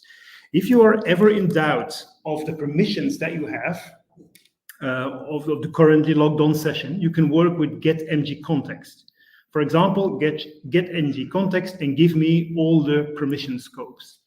If you run that, you can see I'm connected with PowerShell to my Azure AD application, and these are the same permissions that we saw in Azure Active Directory earlier. So that's, if you don't remember what permissions you exactly granted yourself, you can also work with get MG context to get to know that. So these are a few basic examples. Like I said, it connects to almost everything. So you can also connect to the security portions of Microsoft 365. I've seen the customer ones who did a lot with Microsoft Graph PowerShell and the security center. So for example, you can do MG security alert, and I've got alert in my tenant, something has to do with Microsoft Defender ATP. All of these things that you can get returned, of course, you can get additional properties back. This is just the name of the security alert. You can also query the secure score of your tenant if you want. This one is not probably very good. Let's see, 68. Well, it's not bad, but it could be better. You see, so you can really connect to almost everything. It's not just users and teams and mailboxes, etc., etc. If you've got large amounts of data, there's also a possibility to do paging, like this, for example, page size 15, then you get all the the users in pages of 50. I'm not even going to run this, but you will probably also want to filter, and that's where it gets a little bit special, maybe also annoying or frustrating, because if you're a really strong PowerShell user, you might say, well, this is not really a convenient way. So you do, I want a user, get mg user, and then there's a filter, and then there is, OData query, something special. Okay, this is still a filter, but what if I can't I just pipe in like I would always do in PowerShell? Well, that is not, I wanted to say not always, but in reality, it's almost never possible to do piping in the Microsoft Graph commandlets, and that's one of the biggest frustrations. Even the newer version that they announced recently doesn't support piping, which is, if you're into PowerShell, it's like mind-blowing. But it is what it is, because it's a wrapper around all these endpoints. So if you want to go about with filtering and querying and subquerying, etc., you will have to deal with these filters, which is sometimes annoying. But with a little bit of luck, if I execute it, I have a reference now to a certain user, myself, with a specific amount of properties, and now we can do more interesting things. For example, I want to know to which teams this user belongs, so we can say get mg user joined team provided with user ID, and then only show that team for this conference, and with a little bit of luck, we have that now in our variable. So we have our MWCP team ready to us. There is various other commandlets for teams. Get mg team channel, for example, which you guessed it, gets you a certain channel. In this case, a logistics channel. I'm not going to execute everything. You get the idea. That's basically the way you drill down into your data. You can also change stuff. Remember, we didn't have just get, we also have post verbs, for example, through update. And with this commandlet, you can update, in this case, the description of a channel. That's possible. You can also add owners and other things. It's a little bit peculiar if you work with users, because you have to specify these kinds of, I would say, templates, but they're fairly well documented. So that's nice. You can also archive a team from within the PowerShell commandlets, etc. Stuff you can also do with the native Teams commandlets that are provided by the Teams team, but this is definitely the way forward, and it's probably also where Microsoft will invest its money in. You can also create new teams if you want.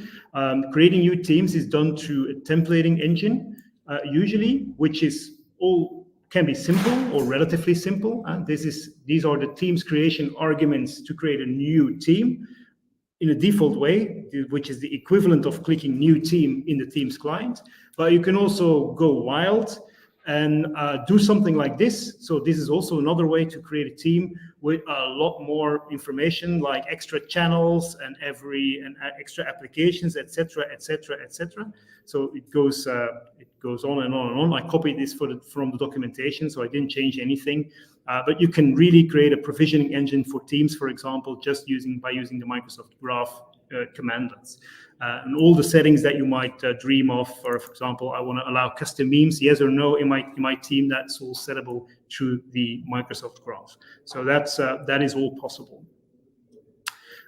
In the interest of time, I unfortunately don't have time to actually execute this. You can also read email, because my application has the right to read emails, and then you need another module because we only import users. So import module Microsoft Graph Mail, and then with stuff like this, queries like these, you can go to the user's mail, every user's mail, and iterate over that and put that in a message somewhere. That's possible. This is pretty straightforward PowerShell, depending on your experience, of course. But the Microsoft Graph has a few particularities that make it sometimes a little bit strange. And in the end, it's always a good idea to issue the command disconnect from the Microsoft Graph to close the session out and to empty the cache. So if we still have time after the session, if you want to see it, I can execute it. But in the interest of time, unfortunately, we will have to go back to the slides for the remaining 2 minutes. Whoops, don't touch the cable. It'll come back. Yeah, right. I'll step away. So unfortunately, we didn't have time to show everything. The built-in commandlets, they're very well documented, but there might still be things that you want to do that you know are possible in the Microsoft Graph, which you've read in documentation or read on a developer blog somewhere. If there is no built-in commandlet available, you can also use invoke nggraph request and do a little bit manual work, less manual work than if you would go with invoke REST methods that I showed you in the beginning, but lots of the authentication parts have been taken care of for you already. But this might be a good idea to try that. So if you find something that is not supported or they don't have a supported commandlet yet, that might be a good idea to try. There is a new version coming, the V2, which is still in beta. I think it's version 8 now that they are currently at, which changes a few things. It adds support for managed identities. It's much faster. It's also much smaller in size, which is good for automation purposes. It also changes the way the commandlets work a little bit. There is no selecting of the beta or production endpoint anymore. That's reflected in the commandlets itself. So it's get ng beta user or get ng beta team or something like that. So you don't have to switch profiles anymore. You just use a different commandlet. If you want to take advantage of that now, you can use Microsoft.graph.beta, and then you will get the latest version of the menu. The nice thing is that there's also a migration tool available to migrate your older scripts to the newer version. I don't have an idea on the ETA of the new version. There is a good change log because Microsoft 365 changes all the time. The graph commandlets also change every time, every week almost. This is a good resource to go to see, okay, did you finally add applications permission support for the thing I want to do? That was only possible in delegated permissions and stuff like that. The change log will definitely tell you. What I don't like about the Microsoft Graph commandlets, and there might be a little bit more of them, so the OData filters, we talked about that, and I only showed you the very simple ones. It can be very complicated. I don't like that. I want to use the native PowerShell commandlets. And from what I've heard, Microsoft is not planning on changing that for the new version, unfortunately. Managed identities, that will be solved, so native integration, and also no support for piping, which is also a little bit annoying if you're used to working with PowerShell a lot. So it's not all fantastic with the Microsoft Graph, but we're getting there in the end. So the key takeaways: it's not just for developers. Definitely have a look at the Microsoft Graph. Start with the Graph Explorer. That's always a good idea. The documentation is really, really good, and of course, start playing around with the commandlets themselves. They will make your life a lot easier. All right, thank you very much. Sorry for the technical difficulties in the demo that I had to cut short a little bit, but that's what happens. If you've got any other questions, feel free to come up to me afterwards, or I'll be around for the next 2 days. Thank you. A very practical one. I'm always struggling. I can't figure out myself which client application to use to execute PowerShell commands, because you have native PowerShell, you have PowerShell for SharePoint, you have I think you have Visual Studio, which I don't have because I'm not a developer. So I'm also not a developer. I know it's called Visual Studio Code, I know, but it's a de facto standard for PowerShell editing, I think.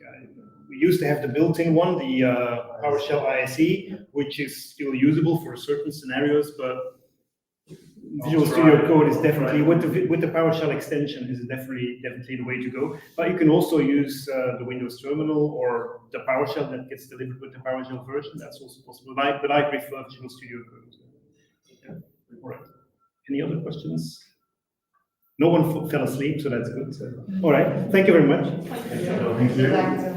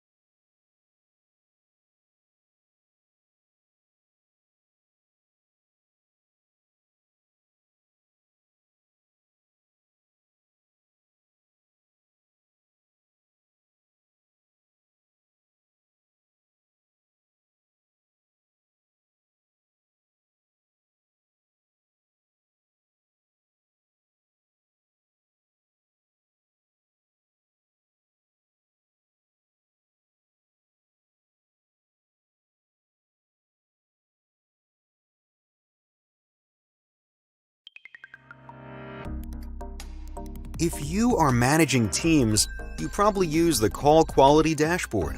But if you are expecting monitoring capabilities, in-depth visibility, and alerts to understand issues when they happen, the call quality dashboard can leave you frustrated. Introducing Martello's Vantage DX, the solution that transforms Teams' call quality data into end-to-end monitoring insights. Vantage DX correlates this call performance data to automatically alert to where your problems are, who is impacted, what is the root cause, and who owns the issue. Whether the call is peer-to-peer, direct routing, or a meeting with multiple people, Vantage DX gives you the right information when you need it. Staying ahead of user experience problems is easier with the right tools.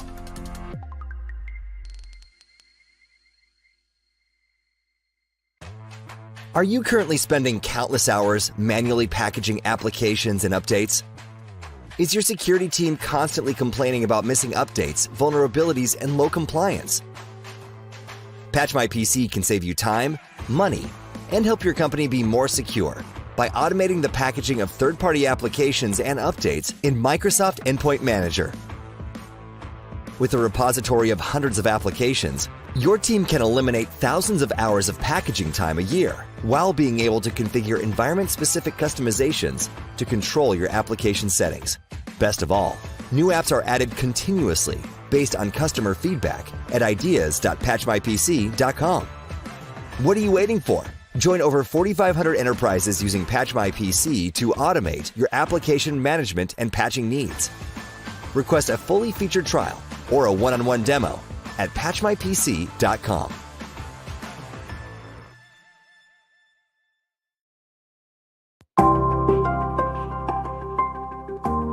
Nous sommes Aero, spécialistes dans la gestion intelligente de l'information. Créé en 2004, Aero, c'est aujourd'hui 230 consultantes et consultants, ainsi que 5 agences à travers le monde. Vous nous connaissez bien comme le leader OpenText, mais Aero, c'est également un partenariat depuis plus de 10 ans avec Microsoft. Le partage de connaissances et la montée en compétences inscrits dans l'ADN, des équipes qui comptabilisent ensemble des dizaines de certifications, des milliers de jours hommes délivrés en mode projet ou en régie auprès de plus de 200 clients. Une participation active dans les communautés Microsoft en tant que sponsor, et 6 conférenciers dont un MVP qui dispensent des conférences en Europe et dans le monde. Le travail hybride entraîne des changements d'organisation, un besoin de résilience, le nécessaire équilibre entre la vie professionnelle et la vie personnelle et le respect des contraintes liées à la cybersécurité et à la réglementation. Cela se traduit aujourd'hui par la démocratisation des composants de Modern Workplace et le fait de fournir aux citizen développeurs la possibilité de créer leurs propres applications, leurs propres automatisations ou encore la gestion des contenus intelligents qui portent en eux-mêmes leur sécurité, leurs règles de conservation et leur rôle dans les différents processus métiers. Nous sommes les experts qui vous accompagnent dans vos grands projets, comme dans le coaching individuel autour des meilleures technologies. Sur la gestion des contenus, leur capture, leur création, leur migration. Sur l'automatisation, le développement d'applications low-code et pro-code. Sur la protection de l'information et la collaboration sécurisée, ainsi que des compétences transverses sur la conformité réglementaire et la gestion du changement. Pour vos besoins actuels et futurs, faites confiance à Aero pour vous aider à relever vos défis.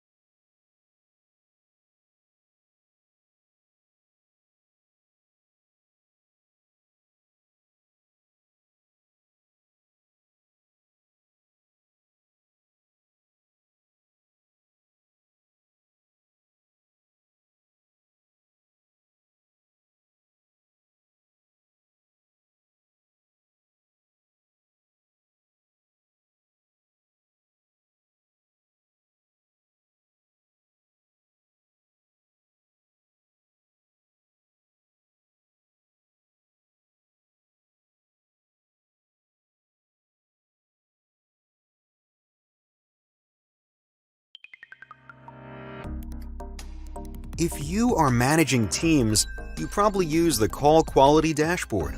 But if you are expecting monitoring capabilities, in-depth visibility, and alerts to understand issues when they happen, the call quality dashboard can leave you frustrated. Introducing Martello's Vantage DX, the solution that transforms Teams' call quality data into end-to-end monitoring insights. Vantage DX correlates this call performance data to automatically alert to where your problems are, who is impacted, what is the root cause, and who owns the issue. Whether the call is peer-to-peer, direct routing, or a meeting with multiple people, Vantage DX gives you the right information when you need it. Staying ahead of user experience problems is easier with the right tools.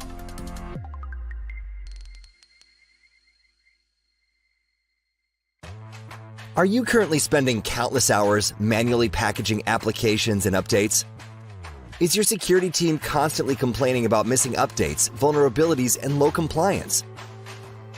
Patch My PC can save you time, money, and help your company be more secure by automating the packaging of third-party applications and updates in Microsoft Endpoint Manager. With a repository of hundreds of applications, your team can eliminate thousands of hours of packaging time a year while being able to configure environment-specific customizations to control your application settings. Best of all, new apps are added continuously based on customer feedback at ideas.patchmypc.com. What are you waiting for? Join over 4,500 enterprises using Patch My PC to automate your application management and patching needs. Request a fully featured trial or a one-on-one demo at patchmypc.com.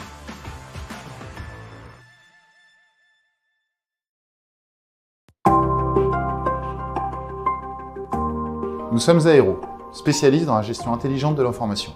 Créé en 2004, Aero, c'est aujourd'hui 230 consultantes et consultants, ainsi que 5 agences à travers le monde. Vous nous connaissez bien comme le leader OpenText, mais Aero, c'est également un partenariat depuis plus de 10 ans avec Microsoft. Le partage de connaissances et la montée en compétences inscrits dans l'ADN, des équipes qui comptabilisent ensemble des dizaines de certifications, des milliers de jours hommes délivrés en mode projet ou en régie auprès de plus de 200 clients. Une participation active dans les communautés Microsoft en tant que sponsor, et 6 conférenciers dont un MVP qui dispensent des conférences en Europe et dans le monde. Le travail hybride entraîne des changements d'organisation, un besoin de résilience, le nécessaire équilibre entre la vie professionnelle et la vie personnelle et le respect des contraintes liées à la cybersécurité et à la réglementation. Cela se traduit aujourd'hui par la démocratisation des composants de Modern Workplace et le fait de fournir aux citizen développeurs la possibilité de créer leurs propres applications, leurs propres automatisations ou encore la gestion des contenus intelligents qui portent en eux-mêmes leur sécurité, leurs règles de conservation et leur rôle dans les différents processus métiers.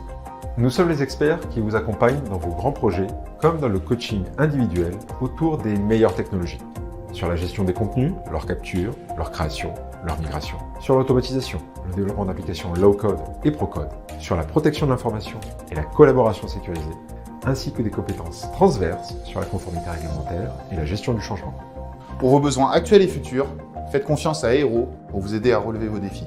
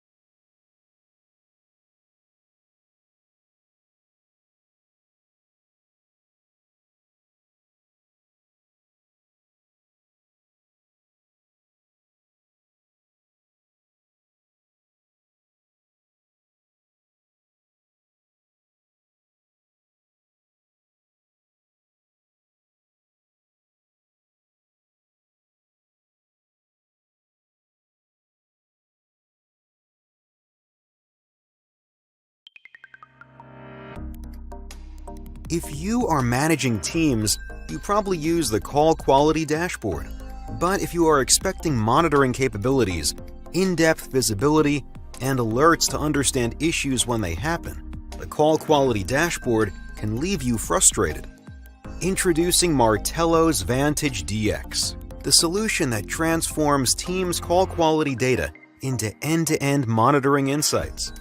Vantage DX correlates this call performance data to automatically alert to where your problems are, who is impacted, what is the root cause, and who owns the issue.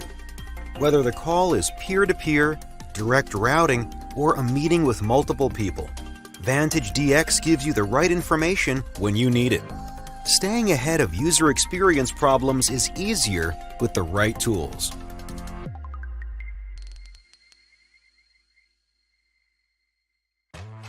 Are you currently spending countless hours manually packaging applications and updates? Is your security team constantly complaining about missing updates, vulnerabilities, and low compliance?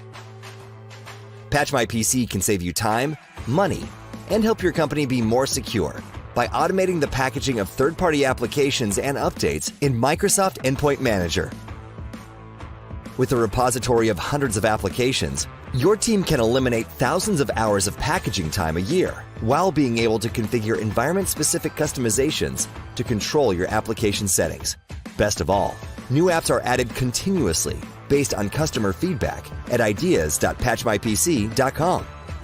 What are you waiting for? Join over 4,500 enterprises using Patch My PC to automate your application management and patching needs. Request a fully featured trial or a one-on-one demo at patchmypc.com.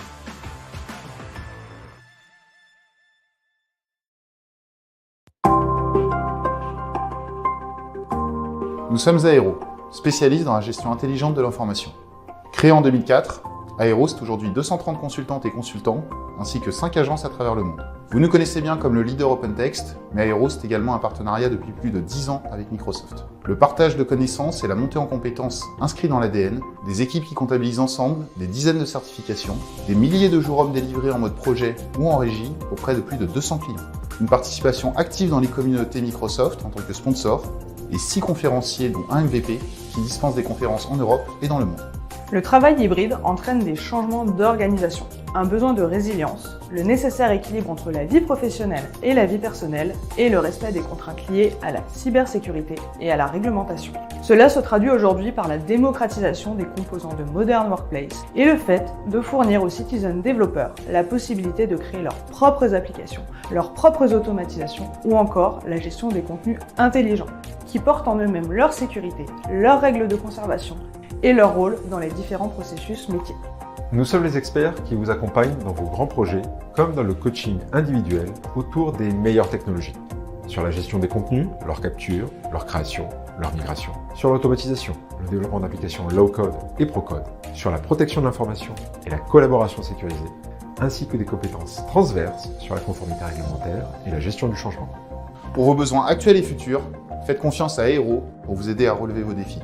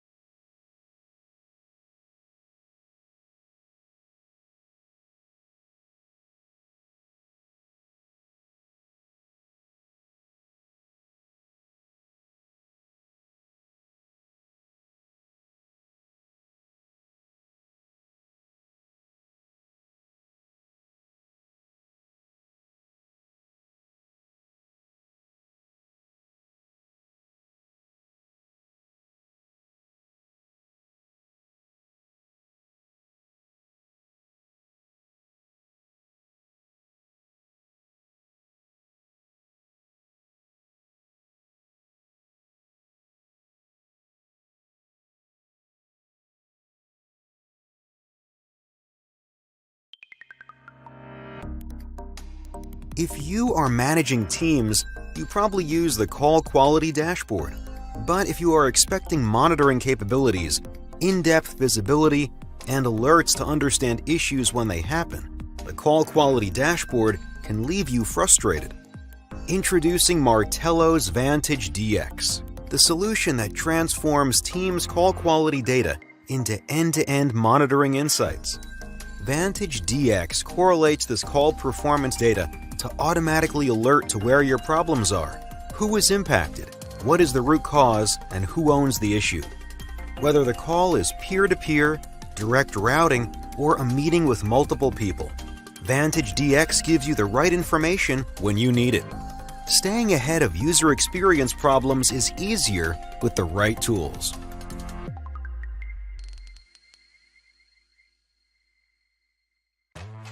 Are you currently spending countless hours manually packaging applications and updates? Is your security team constantly complaining about missing updates, vulnerabilities, and low compliance? Patch My PC can save you time, money, and help your company be more secure by automating the packaging of third-party applications and updates in Microsoft Endpoint Manager. With a repository of hundreds of applications, your team can eliminate thousands of hours of packaging time a year while being able to configure environment-specific customizations to control your application settings. Best of all, new apps are added continuously based on customer feedback at ideas.patchmypc.com. What are you waiting for? Join over 4,500 enterprises using Patch My PC to automate your application management and patching needs. Request a fully featured trial or a one-on-one demo at patchmypc.com.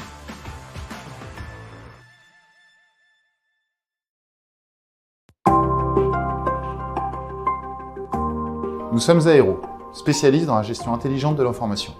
Créé en 2004, Aero, c'est aujourd'hui 230 consultantes et consultants, ainsi que 5 agences à travers le monde. Vous nous connaissez bien comme le leader OpenText, mais Aero, c'est également un partenariat depuis plus de 10 ans avec Microsoft. Le partage de connaissances et la montée en compétences inscrits dans l'ADN, des équipes qui comptabilisent ensemble des dizaines de certifications, des milliers de jours hommes délivrés en mode projet ou en régie auprès de plus de 200 clients. Une participation active dans les communautés Microsoft en tant que sponsor, et 6 conférenciers dont un MVP qui dispensent des conférences en Europe et dans le monde. Le travail hybride entraîne des changements d'organisation, un besoin de résilience, le nécessaire équilibre entre la vie professionnelle et la vie personnelle et le respect des contraintes liées à la cybersécurité et à la réglementation. Cela se traduit aujourd'hui par la démocratisation des composants de Modern Workplace et le fait de fournir aux citizen développeurs la possibilité de créer leurs propres applications, leurs propres automatisations ou encore la gestion des contenus intelligents qui portent en eux-mêmes leur sécurité, leurs règles de conservation et leur rôle dans les différents processus métiers. Nous sommes les experts qui vous accompagnent dans vos grands projets, comme dans le coaching individuel autour des meilleures technologies. Sur la gestion des contenus, leur capture, leur création, leur migration. Sur l'automatisation, le développement d'applications low-code et pro-code. Sur la protection de l'information et la collaboration sécurisée, ainsi que des compétences transverses sur la conformité réglementaire et la gestion du changement. Pour vos besoins actuels et futurs, faites confiance à Aero pour vous aider à relever vos défis.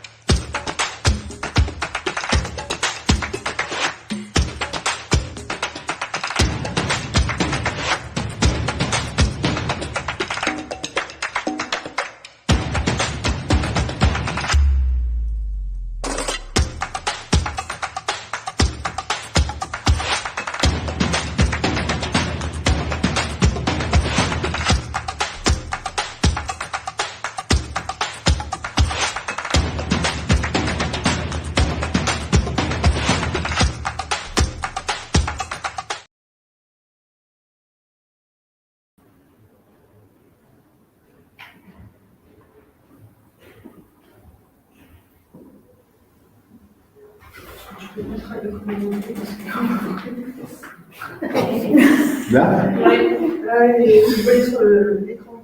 Ouais. Ça peut Si je me mets là, c'est bon? Voilà. Bonjour Chloé. Bonjour Chloé.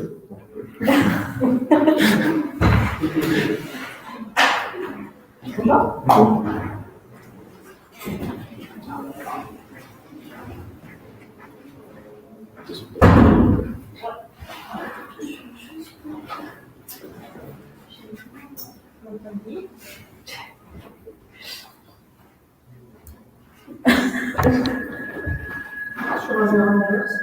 C'est très pudique. Désolée, je veux, je peux le je veux dire comme ça. Si tu prends, mais là, tu peux le faire, comme ça, alors, si tu veux. Non, je sais pas, Non, là, ça va. C'est bon? Tu vas cracher. Tu vas cracher. C'est bien de me voir, vraiment, comment on t'entend. On va le rappeler, c'est pas bien. C'est bon pour toi?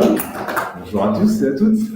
Bienvenue pour cette session de présentation donc, sur de l'identification au discovery, comment protéger son information avec Purview et 365. Alors, il y a déjà eu plein de sessions sur Purview, la gouvernance, etc. aujourd'hui. Toute la partie technique a été abordée par Céphala tout à l'heure sur la partie sensibilité de l'information. Nous, on va vous parler plutôt de gouvernance, de process, et à travers ça, les outils de l'identification, du discovery et de la rétention de l'information. Donc, tout d'abord, un petit merci à nos sponsors qui permettent l'organisation de cet événement, et aussi un grand merci à l'AMS pour l'organisation, le petit buffet, les gâteaux, le goûter, etc., et la modération. Voilà. Avant de commencer, on va déjà se présenter, donc je vais laisser Rachel commencer.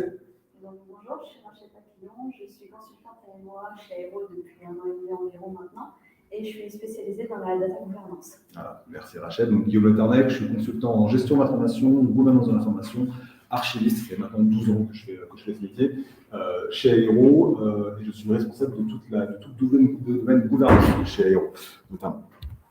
Donc, l'objectif aujourd'hui, c'est de vous présenter en 3 temps en fait, les 3 grandes fonctionnalités qui nous intéressaient pour participer à la gouvernance de l'information sur Microsoft 365 dans votre tenante. Donc, tout d'abord, identifier et découvrir les données sensibles. Ensuite, comment appliquer un cycle de vie à votre information, donc une durée de conservation. Et enfin, utiliser les capacités e-discovery qui sont mises à votre disposition dans votre tenante grâce à 365.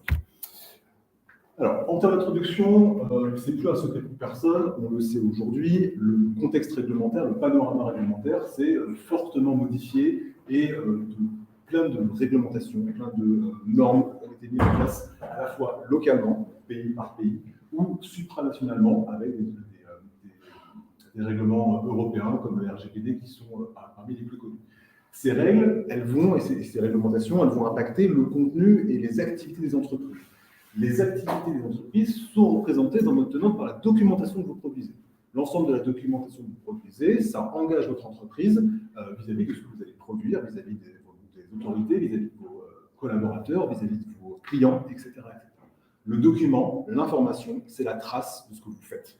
C'est sur ces informations-là, sur cette trace-là, que ces différentes réglementations, que ce soit sur la vie privée, que ce soit sur la traçabilité de l'information, vont venir s'appliquer. Donc, on sait aujourd'hui, donc c'est des chiffres qui datent d'encore récemment, que 88% des organisations ont assez peu de confiance dans leur capacité à identifier ce que c'est une donnée sensible.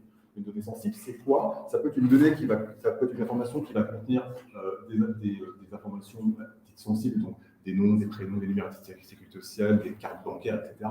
Mais ça peut être aussi une sensibilité qui est propre à votre entreprise. Vos recettes de métier, votre propriété intellectuelle, vos numéros de contrat, etc., etc. C'est vous qui définissez ce que c'est une donnée sensible par rapport à votre métier et à votre activité. On sait aussi que 80% de la donnée, environ, n'est pas identifiée ou pas identifiable dans votre site. C'est-à-dire qu'il manque de données de contexte, il manque de métadonnées, le nommage n'est pas correct, l'endroit où est conservée la donnée, ce n'est pas le bon endroit. Voilà. Les personnes qui ont intervenu ne sont pas les bonnes personnes. On manque de capacité à avoir confiance dans les données qu'on va manipuler. Et ça nous empêche d'avoir suffisamment de confiance dans l'utilisation qu'on va en faire. Est-ce que je peux me servir de la donnée? Est-ce que c'est la bonne donnée au bon moment pour la bonne personne? Ce qui fait donc que Une des priorités numéro 1 d'une entreprise, c'est de protéger l'information sensible et la gouverner dans le temps. Et c'est aussi un de nos premiers leviers de conformité. C'est-à-dire que le législateur, l'État, les autorités, ce qu'ils veulent savoir, c'est ce que vous faites à un moment T, qui a exécuté l'action, est-ce que vous avez le droit d'exécuter l'action, et comment vous démontrez qu'en tout temps, vous avez été transparent, conforme, responsable. C'est ce qui va vous protéger de l'amende, de la perte de réputation, etc., etc. Donc, nous, ce qui va nous intéresser, c'est comment est-ce qu'on met en œuvre une fonctionnalité perdue. Non, j'ai coupé l'écran. C'est bon? On va revenir. Donc, comment est-ce qu'on met en place une fonctionnalité perdue? J'ai trop de rempiers, c'est pour ça que... dans un environnement où les responsabilités sont partagées. C'est-à-dire que dans votre tenant 365, il y a plusieurs responsables de la sécurité de l'information, plusieurs responsables de la gouvernance de l'information, qui vont tous devoir travailler dans le même univers. Comment est-ce qu'on privilégie une approche de gouvernance et une approche de mise en conformité de l'entreprise? L'objectif, ce n'est pas juste de mettre en place un coffre-fort qui va conserver toutes vos données. C'est d'avoir quelque chose d'intelligent qui permet à tout le monde de travailler et de vous mettre votre entreprise en conformité avec les attentes du législateur. Il y a une méthodologie à mettre en place. Les outils qu'on va vous présenter, ce ne sont pas des outils qui sont triviales à appliquer, à utiliser. Donc il faut déjà planifier, et on n'insistera jamais suffisamment sur la phase de planification. On ne se lance pas au débeauté à mettre en place des fonctionnalités pure view en disant « je vais bien voir ce que ça donne ». Non. À partir du moment où vous mettez en place des fonctionnalités, ça a des impacts directs sur la façon dont vos collaborateurs vont pouvoir travailler. Vous devez planifier, tester et tester encore. Et une fois que vous avez suffisamment de confiance dans votre capacité à maîtriser les outils, vous faites un petit pilote, 4-5 personnes, un petit service. Et là, une fois que vous avez mis en place, vous voyez comment ça se passe réellement pour les personnes, ensuite on va étendre. Et ça, c'est la méthodologie qu'il faudra appliquer systématiquement pour l'ensemble des fonctionnalités qu'on va voir aujourd'hui. Il faut d'abord avoir confiance dans ce qu'on a comme outil et planifier le plus possible ce qu'on veut mettre en place. Alors, je vais maintenant vous présenter les personnes qu'on va croiser durant toute cette conférence. On va avoir Victor qui va s'occuper de la protection de l'information, Nathalie qui va s'occuper des labels et des politiques de rétention, et enfin Marianne qui va s'occuper de tout l'aspect légal de notre projet. On va l'appeler MCO, c'est notre projet de test, et elle va s'occuper de la partie e-discovery. Donc, comme l'a dit Guillaume un petit peu plus tôt, l'un des points clés de la gouvernance aujourd'hui, c'est l'identification et la découverte des données sensibles au sein de notre tenant. Là, nous allons devoir taguer des documents qui n'ont pas encore été tagués, donc on ne sait pas encore où se trouve la donnée sensible. Ça va être le rôle de Victor, qui est responsable de l'information, de la protection de l'information, et nous lui avons donné comme rôle de base Compliance Admin. Donc ça veut dire qu'il aura accès à tout le Compliance Center, toutes les fonctionnalités de Purview, et il pourra y naviguer sans problème. Le problème de Victor, c'est qu'il ne sait pas où se trouve la donnée. Donc il va devoir passer par plusieurs procédés afin de la trouver. Le premier, ça va être créer un SIT, donc un Sensitivity Infotype. Ça veut dire que vous avez des types de données sensibles, genre IBAN, nom et prénom. Et dans notre cas, vu que nous travaillons dans un contexte particulier, il va falloir que nous adaptions notre propre Sensitivity Type. Ensuite, ce Sensitivity Type, il va devoir passer dans un label, parce que sinon, il ne sert à rien. Il faut qu'il soit détecté par quelque chose, donc ce sera le label. Et ce label, ensuite, il va venir s'intégrer dans une auto-apply policy, ce qui va permettre de l'appliquer de manière générale sur votre tenant une fois que les conditions de recherche ont été trouvées. Donc voici les outils à la disposition de Victor. Merci. On va commencer par le SIT. Donc le SIT, il faut savoir que lorsque vous allez créer votre environnement, vous avez environ 300 built-in SIT, donc IBAN, full name. Cependant, en fonction de votre type de projet, vous allez devoir peut-être en créer un, ce qui va être le cas. Donc vous allez devoir vous rendre dans la data classification, dans la partie SIT, créer un nouveau SIT. Donc vous allez mettre les basiques, donc le nom et la description, et vous allez devoir créer un pattern. Dans notre cas, on va faire une regular expression, donc une regex, et ensuite on va lui donner MCO contrat, /D+, donc des chiffres. Et ensuite, on va le valider, on va le créer, et on va avoir un récapitulatif de notre pattern. Une fois que ça s'est fait, on va passer à l'intervalle de confiance. Donc, j'ai déjà testé ma regex, donc je sais qu'elle va fonctionner, donc je vais lui donner un niveau de confiance haut. Si vous ne l'avez pas encore testé, on vous conseille de le mettre avec un niveau bas. Et ensuite, vous allez pouvoir chercher votre SIT et pouvoir le tester. On va cliquer dessus, on va cliquer sur le test en haut de l'écran et on va choisir un fichier où on sait que notre regular expression, elle est présente. Une fois que ça c'est fait, on a les résultats, on sait que notre regex fonctionne, on peut passer à l'étape suivante. On va maintenant passer au label. Donc ces labels, on va intégrer notre SIT que nous venons de créer. On va passer dans la protection de l'information, dans l'encart label, créer notre label avec les informations basiques, nom et description. On va choisir ensuite où on va placer ce label. Donc pour nous, ce sera juste des files, donc SharePoint et OneDrive. On a la possibilité de mettre du chiffrement, mais on ne va pas le faire. Et c'est là que va rentrer en jeu nos SIT. Donc on va choisir l'IBAN par exemple, mais on va ajouter également les full names qui vont détecter le nom et les prénoms, et notre custom SIT avec la regex. Une fois que nous avons intégré tous nos SIT, on va avoir la possibilité, juste en dessous, soit d'appliquer le label automatiquement, soit laisser nos utilisateurs le mettre en place, et donc il va falloir le publier directement sur leurs applications. On a un récapitulatif de notre label, on le crée, et ensuite on a le choix de soit l'appliquer automatiquement, donc c'est ce qu'on va faire, soit le publier directement sur l'application, sur les applications de nos utilisateurs. On clique sur notre label et on voit qu'on a tout le récapitulatif de ce que nous venons de faire. On va ensuite passer aux policies. Donc il y a deux types de policies comme je vous l'ai expliqué.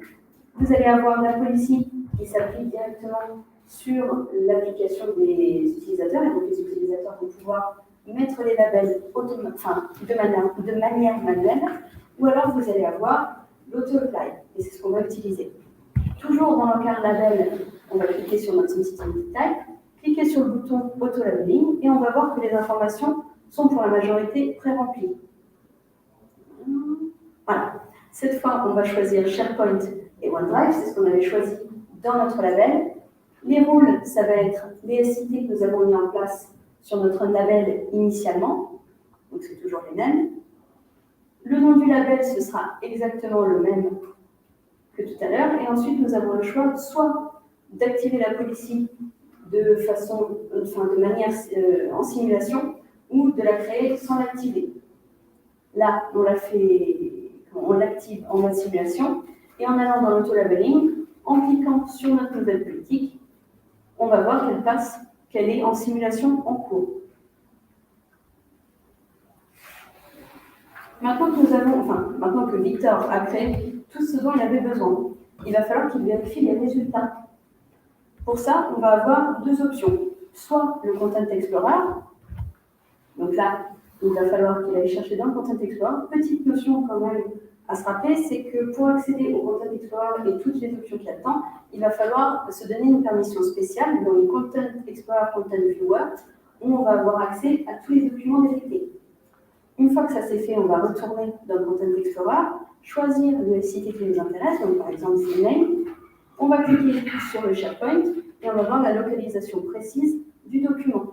Petite chose à savoir, cette partie qui est la partie analyse, disons, du Content Explorer, ne sera pas forcément mise à jour en même temps que la partie de droite, qui est en fait la réalité de votre tenant. On va cliquer sur un contrat. Premier encart, ce sera la source, donc comme si vous le visualisiez sur Word, vous allez avoir la partie sommaire qui récapitule tous les matchs que vous avez eus avec votre SIT, et vous allez avoir la partie détail, juste ici, qui va résumer en fait toute votre metadata de votre document. Donc le titre, l'URL, quand est-ce qu'il a été créé, etc. La deuxième façon de vérifier les résultats, ça va être directement dans l'auto-labeling. On reclique sur la politique que nous avons mis en place, et une fois que la simulation est terminée, on va avoir le récapitulatif en bas avec tous les matchs que nous avons trouvés au niveau des SIT et au niveau des documents. Et comme sur le Content Explorer, on va pouvoir vérifier quel type de document a été récupéré. On va avoir source pour visualiser le document et la metadata comme dans le Content Explorer. Donc toute cette phase de recherche et d'identification de la donnée, elle est très importante pour la cartographie de votre environnement. Vous ne pouvez pas savoir où se trouve la donnée et si vous en avez, si vous ne l'avez pas étiquetée auparavant.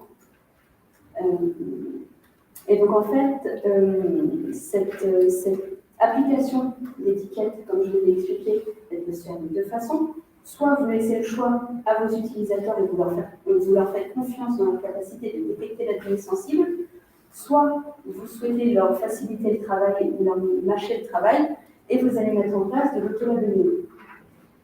Toute cette partie d'identification, elle va permettre de créer une sensibilité en fait, de l'information au sein de votre entreprise.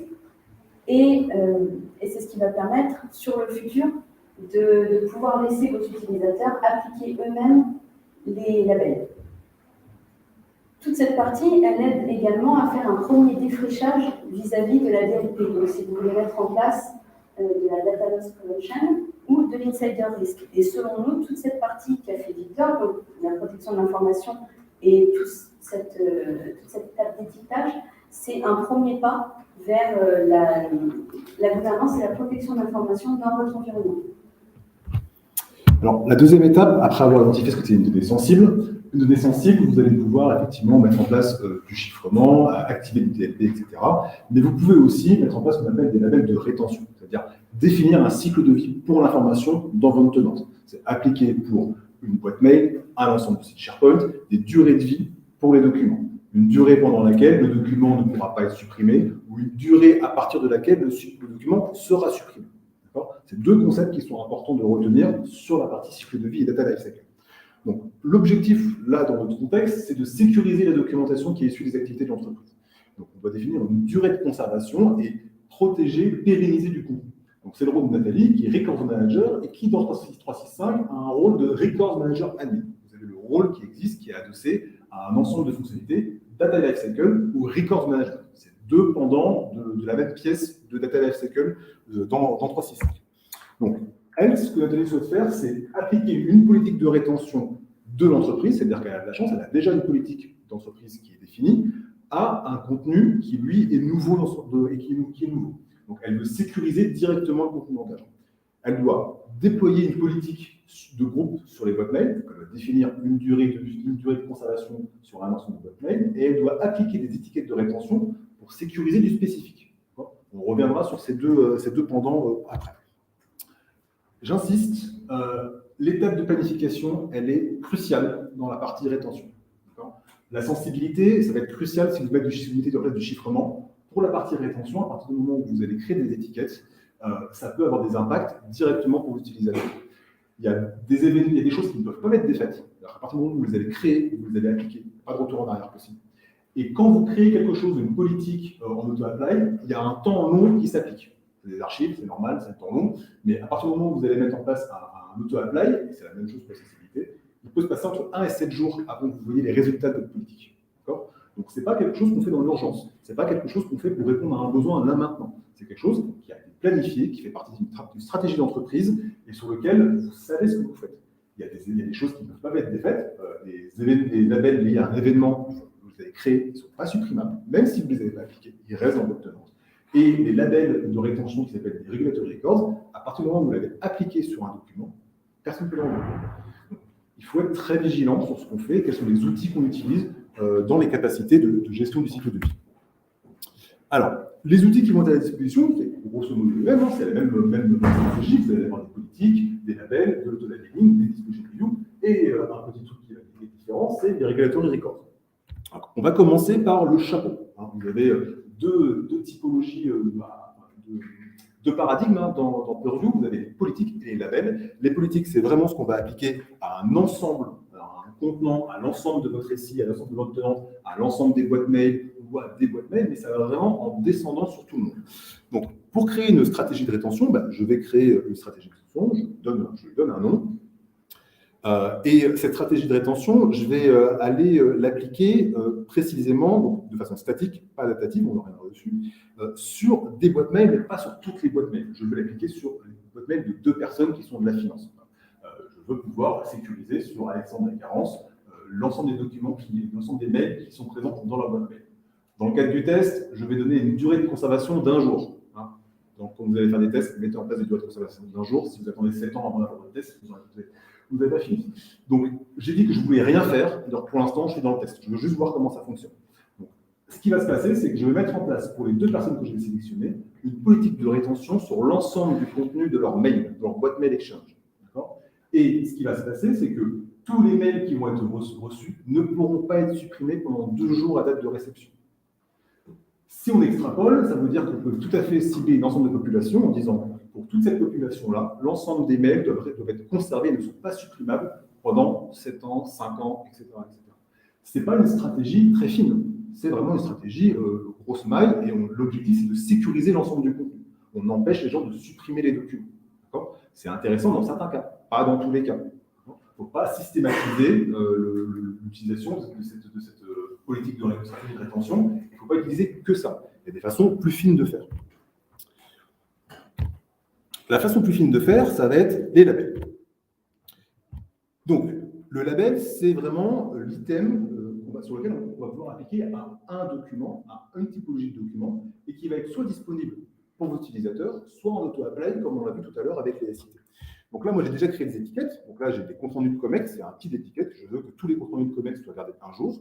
Je vais l'embarquer dans une stratégie d'étiquette, parce que vous devez créer une étiquette. Une étiquette, c'est un item qui doit être pris dans un conteneur. Le conteneur, c'est la stratégie. Et cette stratégie est ensuite déployée sur, ici, un SharePoint précisément. Donc, je veux que tous les comptes rendus de COMEX qui sont présents dans mon SharePoint, je puisse leur appliquer une étiquette. Donc là, il y a l'étiquette agreement. Je vais lui appliquer l'étiquette compte rendu de COMEX.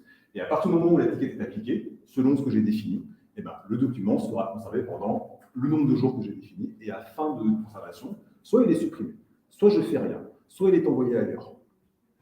C'est à vous de décider ce que vous voulez faire. Vous avez plusieurs possibilités à partir du moment où vous appliquez l'étiquette. Ce qui est véritablement important, c'est qu'il faut tester avant.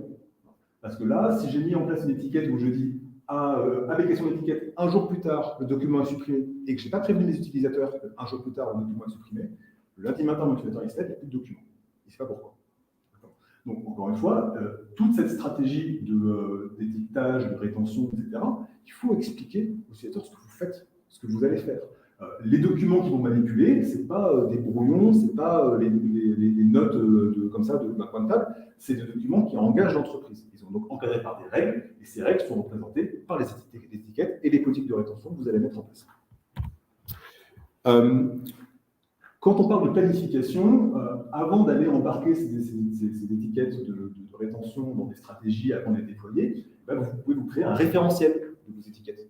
Vous allez pouvoir, vous pouvez l'importer, vous mettez ça sur un CSV, etc., vous l'importez directement, mais vous allez pouvoir créer tout votre référentiel de conservation, où pour chaque typologie documentaire, vous allez créer une étiquette sur la base d'un événement, la date de dernière notification, à partir du moment où l'étiquette est appliquée, etc., la durée, le type de destruction que vous allez avoir, on va en parler après, référencez-le, vous lui donnez un codage pour pouvoir le retrouver plus tard.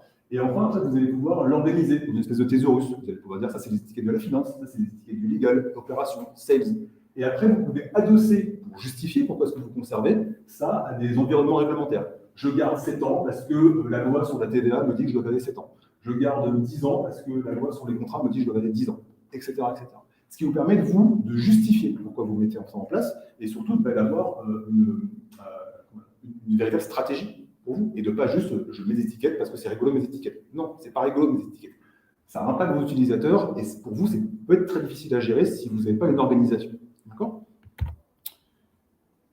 Alors, ensuite, on va passer à 2 petites choses qui sont importantes à savoir lorsqu'on va mettre en place des labels.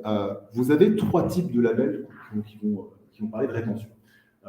Et lorsque vous allez créer votre label, vous avez la possibilité de dire je veux retenir mon document même si l'utilisateur le supprime. En fait, ce qui va se passer, c'est que l'utilisateur va supprimer votre document, mais ça va passer dans une corbeille où l'utilisateur n'a pas accès. Seule l'admin de collection va accès, par exemple. Ou alors, vous avez la possibilité de marquer l'item comme un record. Un record, c'est une terminologie en termes de gouvernance de l'information qui veut dire quelque chose, c'est-à-dire que c'est un document engageant qui ne peut pas être modifiable dans le temps, d'accord, qui n'est plus modifiable. Donc, il y a deux types de records, record normal, regulatory records. Les deux ne font pas la même chose. Voilà nos trois petits labels qu'on a à disposition pour faire de la gouvernance de l'information et de la stratégie de conservation. Vous avez les standards, les records et les regulatory records. Le standard, à savoir, quand vous appliquez un label de rétention, ça n'empêche pas la modification du document.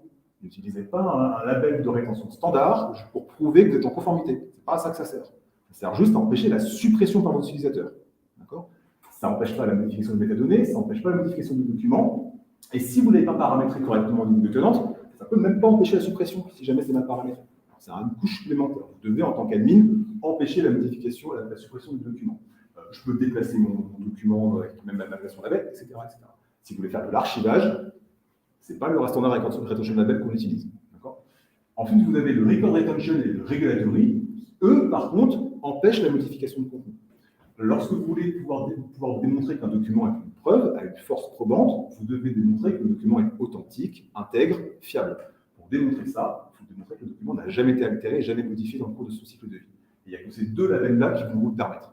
L'avantage du regulatory retention label, c'est qu'en plus, vous allez pouvoir un audit trail derrière sur vos documents. Vous allez pouvoir avoir plus de suivi sur les modifications qui ont été faites par le document, sur le document. Donc, il y a un label pour ce que vous voulez faire, forcément. Il faut bien le choisir, à savoir, comme je vous le disais, lorsque vous mettez en place un regulatory, il est mis en place, on ne peut plus rien faire sur le document. Pas le modifier, pas le supprimer, etc., etc. Donc, si c'était un document qui était important, qui devait vivre encore, c'est plus possible. Donc, si jamais vous faites l'erreur d'appliquer du regulatory par défaut dans un conteneur, tous les documents que vous allez placer dans le conteneur, ils sont en regulatory, ils sont plus modifiables. Donc, vigilance là-dessus. Quand on parle de rétention et d'archivage, on parle de cycle de vie, on parle de sort final. C'est-à-dire qu'est-ce qui se passe à la fin de la durée de conservation. Dans Purview, on a la capacité à mettre en place un sort final qui va être différent selon vos besoins. Donc, lorsqu'on va avoir défini la période de rétention, je vais dire durée de conservation, qu'est-ce qui se passe? Et là, j'ai vraiment, hop, je vais revenir en arrière, ici, voilà, j'ai plusieurs possibilités. Je peux supprimer automatiquement les éléments, ce qui est bien, mais ça peut être dangereux. Je peux démarrer une révision en instruction, ça on va venir le voir. Je peux modifier l'étiquette, c'est-à-dire que je change d'étiquette, je veux rajouter une nouvelle durée de rétention, c'est la même chose. J'exécute un flux Power Automate, ça c'est très intéressant. Je peux envoyer mon document ailleurs une fois que la durée de rétention est finie. Si je n'ai pas envie qu'il reste dans SharePoint, dans Teams, etc., je peux lui dire envoie-le-moi dans Magette, dans mon SAE ou ailleurs. Et après, je peux, si j'ai envie, si ça m'intéresse, désactiver la rétention complètement. Hop. Et hop là. Donc, moi, je vais vouloir démarrer une révision, c'est-à-dire que je veux avoir l'aval du business et de mon record manager que le document qui a été supprimé, il était bien censé être supprimé. Donc, je peux rajouter des étapes. Je déclare des noms, ou je peux déclarer des groupes de personnes qui vont avoir accès derrière à la disposition review pour valider les destructions qui ont été opérées par mes règles d'entreprise. Donc là, aujourd'hui, j'ai une première étape business, une deuxième étape record management, et ces personnes-là, elles vont recevoir des alertes quand les documents ils arrivent à échéance de conservation. Et ils vont pouvoir décider si le document, effectivement, va être supprimé ou pas. Pour ça, on a ce qu'on appelle le Disposition Review. Donc, le Disposition Review, c'est un encart dans la partie Record Management, pas Data Lifecycle, dans lequel vous allez pouvoir voir l'ensemble des documents auxquels vous avez été ajouté en tant que reviewer. Vous ne voyez pas tous les documents, vous voyez uniquement ceux auxquels vous avez accès. Et vous allez pouvoir choisir si j'approuve la suppression, je souhaite la relabelliser, j'ai besoin de l'étendre parce qu'en fait c'est un document dont je me sers toujours, et j'ai besoin d'ajouter des reviewers. Dans la Disposition Review, donc vous pouvez avoir, si vous êtes le record manager principal, vous allez pouvoir avoir jusqu'à 16 millions de documents en review. Là, vous pouvez avoir 16 millions de documents qui arrivent. Donc effectivement, c'est pas l'autre. Enfin, il faut créer des groupes, il faut créer des responsabilités, parce que sinon vous allez vous retrouver à cliquer sur des disposals tous les jours, et c'est pas forcément très très fort. Donc vous pouvez vraiment revoir le document, et vous avez le choix, vous n'êtes pas obligé de supprimer directement. Donc ça, c'était pour la partie review. De façon générale, dans ce qui va concerner la rétention et la partie cycle de vie, c'est plus facile d'adapter vos règles à du 365. Voilà, c'est plus facile, il faut s'intégrer dans 365. Il est quand même pas forcément, c'est pas un système d'archivage électronique, d'accord? C'est un outil en plus pour gérer les documents dans le cycle de vie de vos documents. Donc, c'est à vous de vous adapter. L'inverse, c'est vrai que c'est plutôt compliqué, d'accord? Lorsque vous allez créer des labels, et c'est pour ça que je vous ai partagé cette image du file plan, hein, c'est que à partir du moment où vous les créez, ils sont disponibles pour tout le tenant. Ils ne sont pas forcément déployés sur l'ensemble des repositories du tenant, mais ils s'affichent pour tout votre tenant et ils sont utilisables pour tout votre tenant. Donc, il ne faut pas en créer, il ne faut pas les multiplier comme les petits pains. Il faut les créer, il faut les harmoniser. Il ne faut pas créer 25 types de labels contrat, il faut en créer un contrat. Il ne faut pas créer 25 types de labels TVA, etc., etc. Il faut harmoniser le plus possible, il faut le rationaliser, parce que c'est vous qui vous en servez, et surtout si vous comptez sur le fait que vos utilisateurs s'en servent derrière. Mais les utilisateurs, ils ne sont pas là pour appliquer des labels de rétention, ce n'est pas leur boulot. Leur boulot, c'est de produire la documentation et c'est de démontrer que le travail il est fait. Donc, le plus possible, on auto-apply, mais lorsque vous avez besoin que vos utilisateurs appliquent des labels, ben, il faut que ce soit clair pour eux. Le métier de record manager, le métier de gouvernance de l'information, ce n'est pas le leur, c'est le vôtre. Donc il faut que ce soit simple, intelligible. Il faut aussi que vos labels soient représentatifs du type de contenu. Allez pas appeler un label contrat 25 alors que le vrai nom c'est contrat. D'accord? Il faut que ce soit fasse partie de votre culture d'entreprise. Et il faut que vous ayez une convention de nommage et de codage lorsque vous vous organisez. Il faut que vous puissiez vous y retrouver. Si vous n'êtes pas là, il faut qu'on puisse faire le boulot à votre place, etc. Donc, à savoir sur la partie rétention, il y a une stratégie aussi qui se met en place. Hein. À partir du moment où vous mettez en place une durée de rétention, elle est plus forte que s'il y a une suppression. Si vous mettez en place la durée de rétention la plus élevée, gagne toujours sur la durée de rétention la plus forte, la plus basse. Donc, par exemple, j'ai mis en place une politique de rétention sur mon SharePoint, et à l'intérieur de mon SharePoint, j'ai des labels. Si mes labels gagneront toujours sur ma politique, d'accord? Et si ensuite j'ai des labels qui sont plus forts en termes de durée de rétention que d'autres, eh ben, ils auront une préséance sur mes labels qui sont plus faibles. Donc, il faut savoir ça. Ça, vous ne pouvez pas vous déplacer à faire de la retention si vous ne connaissez pas les règles et les stratégies à mettre en place. Donc, c'est des règles qui sont générales et une gestion de l'exception. Ça, c'est très important. Les labels, ça sert à conserver, mais ça sert à détruire. Il y a plein de trucs que vous devez détruire. Vous oubliez de détruire. À partir du moment où vous mettez en place des labels, vous allez pouvoir détruire à temps. Les CV que vous avez collectés pour vos campagnes de recrutement, un CV, la personne que vous avez contactée, si vous ne l'avez pas contacté pendant 2 ans, vous n'avez pas le droit d'aller sur son CV. Donc, autant mettre en place une stratégie sur votre CV Tech. Et au bout de 2 ans, tous les documents qui n'ont pas été modifiés depuis 2 ans, on supprime. Voilà. Il faut que ce soit transparent pour les utilisateurs, et ça, c'est très important. Vous allez agir directement sur les utilisateurs, vous pouvez faire disparaître de la documentation sur laquelle ils ont l'habitude de travailler. Donc, si vous faites ça et que vous ne les prévenez pas, votre système de support il va exploser. Très vigilant sur cette partie communication. Voilà.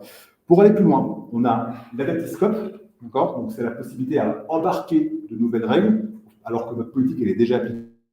Appliquer par exemple une règle de rétention sur des templates de site SharePoint, et bien à chaque fois que un nouveau site apparaît qui utilise ce template, il est embarqué dans ma politique. Je n'ai pas besoin de la refaire. On peut mettre en place de l'événement. Je mets en place un label à partir du moment où fin d'année fiscale, donc l'année fiscale échue, le label s'applique. Je peux faire du géographique, c'est-à-dire que je peux mettre des règles pour les US et pour l'Europe. Pour l'Eurotomètre, on en a parlé. Et on peut mettre en place une stratégie DLP avec vos labels de rétention. Donc vous mettez en place un label de rétention et vous dites tous les documents qui ont le label de rétention sont embarqués par ma stratégie DLP. Ça peut servir aussi à ça. Voilà. Donc on va maintenant s'attaquer à la partie e-discovery. Donc on a les labels de sensibilité et les labels de rétention. Maintenant, on va s'attaquer à identifier, rechercher et surtout conserver dans un cadre légal ou d'un litige, par exemple, un problème de propriété intellectuelle sur un projet. La personne qui va s'occuper de ça, ça va être Marianne. Elle a une fonction légale et elle va avoir 2 rôles. Elle va avoir le rôle de compliance admin pour accéder au compliance center, mais elle va avoir également le rôle de e-discovery admin pour accéder à toutes les fonctionnalités du e-discovery. Marianne, elle arrive avec un problème, c'est comment gérer la donnée, comment la conserver dans un contexte de litige. La première chose qu'elle va devoir faire, c'est créer un cas e-discovery, c'est-à-dire qu'elle va rassembler tous les éléments, donc personnes, documents, sites, qui va l'intéresser dans le cadre du litige. Ensuite, elle va ajouter une collection qui va servir en fait de scan, de recherche, pour trouver les documents sensibles ou les sites, et ensuite faire un review set pour analyser tous les documents qu'elle va trouver, afin que ce soit aussi des documents qui ne vous portent pas préjudice. Et enfin, définir un hold sur les sites contenant les documents sensibles. Donc voici les outils à sa disposition. On va commencer par le cas. Donc pour créer un cas, on va se rendre dans le Discovery Premium. On va créer un nouveau cas, on va lui attribuer un nom, une description, et on peut lui donner un numéro avec une nomenclature particulière que vous aurez prédéfinie avant.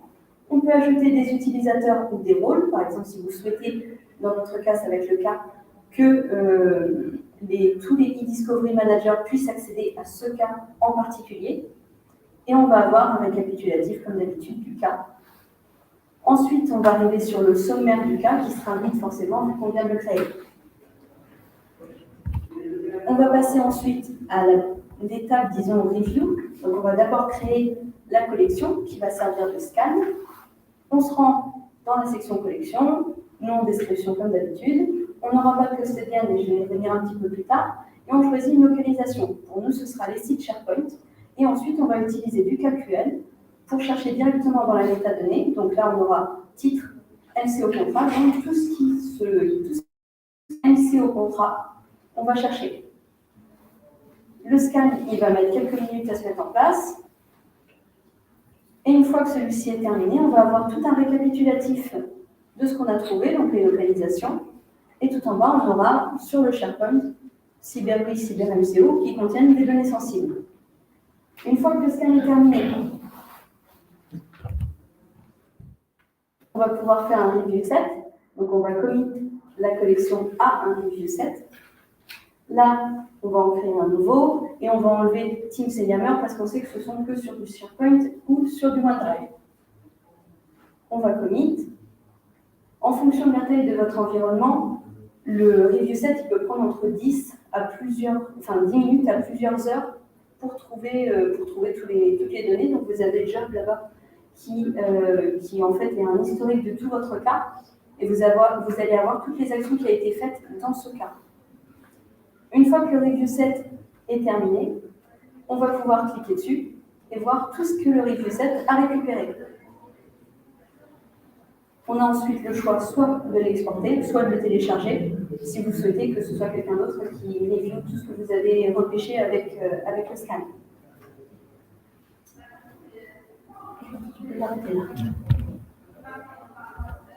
Une fois que vous avez analysé tout ce que vous avez récupéré et qu'il n'y a aucun document qui peut vous porter préjudice, vous allez créer un hold. Donc on va retourner au niveau de la collection, on revérifie où se trouvent les données sensibles et on va aller dans la section hold. On le crée comme d'habitude, nom et description, on choisit les localisations et au lieu cette fois de garder en général sur les sites SharePoint, on va utiliser les sites qui nous intéressent. Donc MCO et oui, et on va remettre le CapQL qu'on a utilisé tout à l'heure, donc la metadata, titre, MCO, contrat. On va créer le hold, et encore une fois, en fonction de la taille de votre tenant, ça peut prendre plusieurs minutes à plusieurs heures. Donc vu que mon tenant est petit, en 10 minutes, c'était fait.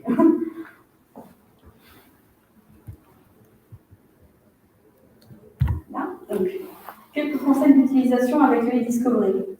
Tout d'abord, les permissions. Il faut être sûr que vos utilisateurs ont les bonnes permissions. Donc, admin, si vous souhaitez qu'il ait accès à tout ce qui se passe sur le e-discovery, et vous pouvez mettre les managers qui vont servir en fait d'assistants aux admins.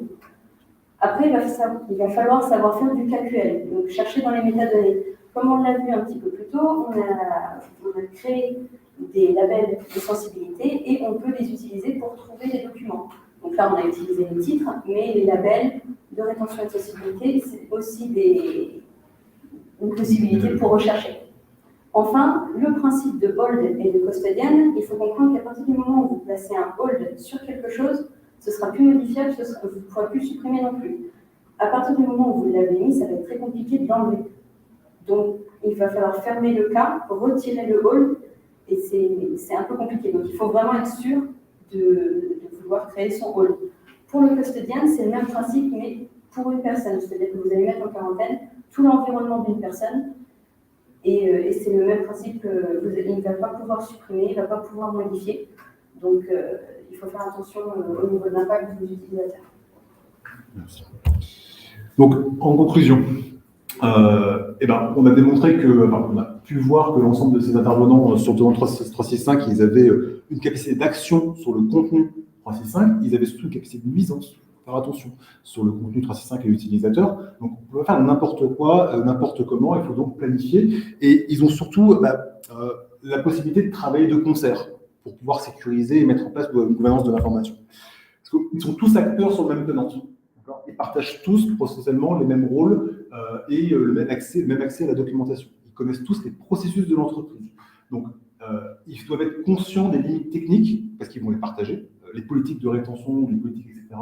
Vous avez 10 000 policies maximum partenantes, et à l'intérieur de ces policies, il y a des objets. Par exemple, vous ne pouvez pas déployer plus de 1000 policies sur des items, sur des boîtes mail exchange. Donc, vous avez des limites au nombre de policies, au nombre de labels que vous pouvez mettre en place et en fonction de la typologie du silo, donc soit Exchange, OneDrive, etc.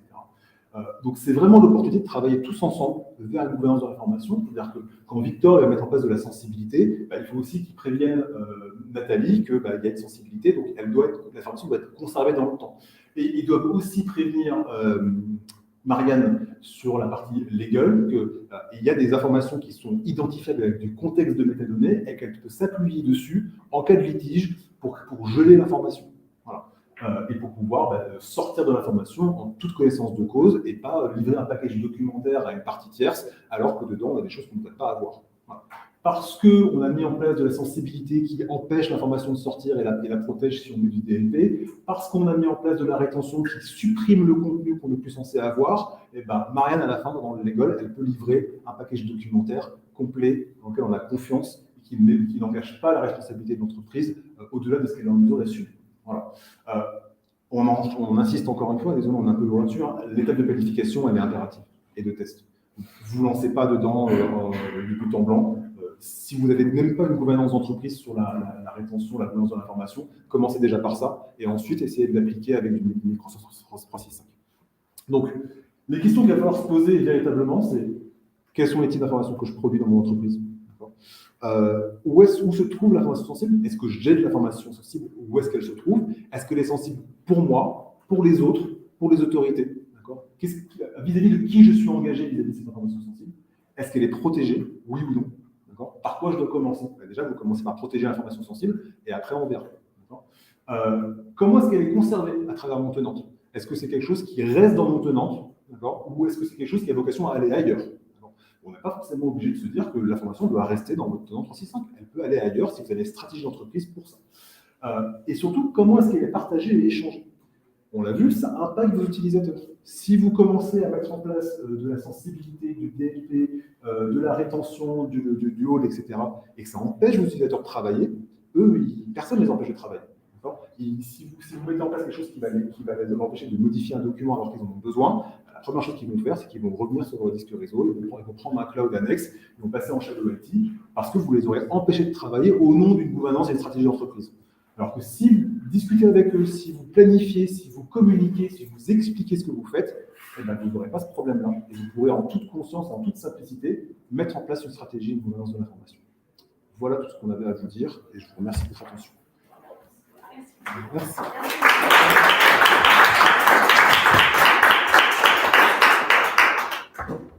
Moi, j'ai une question. Mais oui.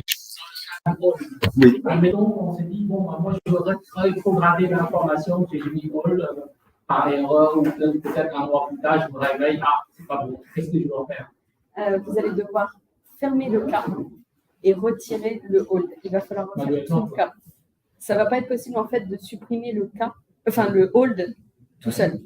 C'est comme c'est un processus. C'est ça. Le discovery, c'est un processus légal. C'est-à-dire que vous avez déjà identifié la masse documentaire concernée, vous l'avez revue, une fois que vous l'avez revue, vous dites je frise tout ça, je mets un gel, personne ne peut modifier. Tant que vous n'avez pas clôturé ce process en disant bon, c'est bon, en fait, il n'y a pas de sujet, le hold y reste. C'est ça. Donc, et pareil, c'est pas immédiat. L'application du hold prend du temps et retirer le hold, ça prend du temps. C'est combien de temps du mois? Non. En fait, ça va dépendre surtout de la taille de du tenant, c'est ça. Si là, c'était quelque chose de plus petit, il y avait 50 documents, donc en une demi-heure, ça peut être fait. Mais sur quelque chose de plus gros, on peut être au moins à 24 heures. Ça peut être aussi un dossier, non? Alors, ça peut être des dossiers, ça peut être des sites, ça peut être tout un environnement. Ça dépend, en fait. Il faut faire très attention sur quoi vous allez mettre votre hold. Parce en fonction de la taille, ça peut effectivement prendre beaucoup de temps. Et le hall, il gèle aussi les équipes de rétention. C'est ça. Que quand vous avez mis en place un hall, si vous avez une durée de rétention qui court, bah, ça les gèle. Et lorsque vous avez libéré le hall, l'étiquette de rétention va reprendre là où elle s'était arrêtée. Donc un document qui est en hold et qui en plus a une étiquette de rétention, bah, il est gelé complètement. Il n'y a plus rien qui se passe dessus. Est-ce qu'il y a d'autres questions? Ce qu'on a vu aujourd'hui, Le 5. Alors, en fait, toute la partie automatisation, c'est le 5. À partir du moment où tu veux mettre en place du manuel, donc tu veux que l'utilisateur le fasse, ou alors tu as du temps à perdre, et toi, en tant que gouvernance de l'information, tu veux le faire sur ton autonome, en 2-3, ça passe. Mais toute la partie auto-appel, vous connaissez Microsoft, hein, dès qu'il y a l'automatisation, c'est le 5. Oui. Est-ce que l'application peut avoir des impacts au niveau de la performance? Ça peut avoir des impacts pour la performance du tenant si vous mettez en place, par exemple, je ne l'ai pas mis ici, mais sur de l'événement. D'accord? Vous allez devoir calculer les événements, etc. Ça peut en avoir. Et si, par exemple, vous mettez en place une suppression automatique de tous les mails s'étend sur la boîte mail qui reçoit une boîte mail automatique, ça peut paralyser certaines choses. C'est pour ça qu'il faut être vigilant.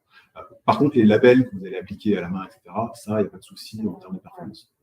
C'est plutôt surtout vraiment les règles grosses mailles qui s'appliquent automatiquement, la suppression, là, ça peut avoir de l'incidence. Ce qui peut avoir de l'incidence aussi, c'est sur le quota de stockage de votre tenante, parce que lorsque vous allez mettre en place de la rétention, de la conservation, pour l'utilisateur, c'est plus chez lui, mais en fait, si, c'est toujours dans la corbeille du site, et ça compte pour votre stockage. Donc, si vous mettez en place un truc qui va enlever les documents du contexte de production et les garder dans votre corbeille pendant 90 jours maximum, ou pendant une durée de 7-10 ans, c'est du quota que vous enlevez de votre quota de stockage. Donc, je serais plutôt inquiet sur la partie quota que sur la partie performance au final. Des questions. On a vu que pour les dataverses, les sensitivity levels sont arrivés en preview. Est-ce que des comme ça peuvent être appliquées qu'on a vu sur Exchange? Est-ce que ça se passe chaque fois pour le live? On peut les gérer aussi sur la partie dataverse? Alors moi je ne suis absolument pas data, donc je ne peux absolument pas vous répondre. Je suis désolé. Azure, vous voulez dire? Non, en fait, dataverse, c'est les bases de données à la plateforme. C'est la version. Alors, je ne peux pas vous répondre sur la partie data. C'est tout. Non. Et pour le coup, c'est vraiment un truc que je ne connais pas, les data, etc. C'est le sujet qui m'échappe pour l'instant. Voilà. Une autre question, dans le cas où vous parlez de E5, dans le cas où je suis à E3, est-ce que je peux accéder aux documents ou pas? Comment ça se passe? Alors, normalement, les droits sont les mêmes. Vous pouvez accéder aux documents. C'est vraiment la partie automatisation qui va être limitée. Et dans la partie e-discovery, en fait, il y a deux parties discovery. Il y a normal et premium. Premium, vous oubliez. Alors que toute la partie review, toute la partie export, etc., en standard, elle n'existe pas forcément, alors qu'en premium, elle existe. Vous avez plus d'étapes de workflow discovery. Mais maintenant, en E3, vous avez les bases du compliance manager, mais vous n'avez pas l'autoclassification, vous n'avez pas les trainable classifiers, etc. D'accord. Parce que si je suis en E3, est-ce que les documents qui sont les gens classifiés, tout ça, je peux accéder ou pas? Normalement, avec oui, ça va. Juste pour la lecture. Pour la lecture, ce sera bon. Voilà. Merci beaucoup. Merci. Bon. 2 minutes d'avance. 2 minutes d'avance. Wow.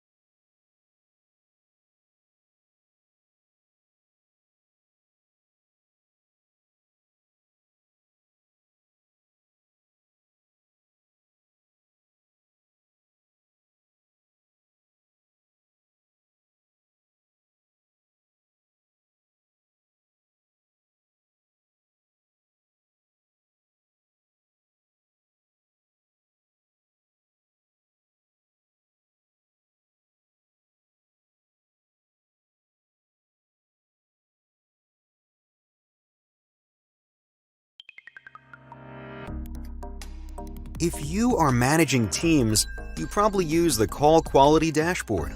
But if you are expecting monitoring capabilities, in-depth visibility, and alerts to understand issues when they happen, the call quality dashboard can leave you frustrated. Introducing Martello's Vantage DX, the solution that transforms Teams' call quality data into end-to-end monitoring insights. Vantage DX correlates this call performance data to automatically alert to where your problems are, who is impacted, what is the root cause, and who owns the issue. Whether the call is peer-to-peer, direct routing, or a meeting with multiple people, Vantage DX gives you the right information when you need it. Staying ahead of user experience problems is easier with the right tools.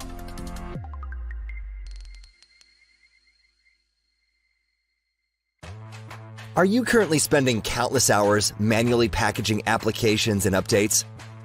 Is your security team constantly complaining about missing updates, vulnerabilities, and low compliance? Patch My PC can save you time, money, and help your company be more secure by automating the packaging of third-party applications and updates in Microsoft Endpoint Manager. With a repository of hundreds of applications, your team can eliminate thousands of hours of packaging time a year while being able to configure environment-specific customizations to control your application settings. Best of all, new apps are added continuously based on customer feedback at ideas.patchmypc.com. What are you waiting for? Join over 4,500 enterprises using Patch My PC to automate your application management and patching needs. Request a fully featured trial or a one-on-one demo at patchmypc.com.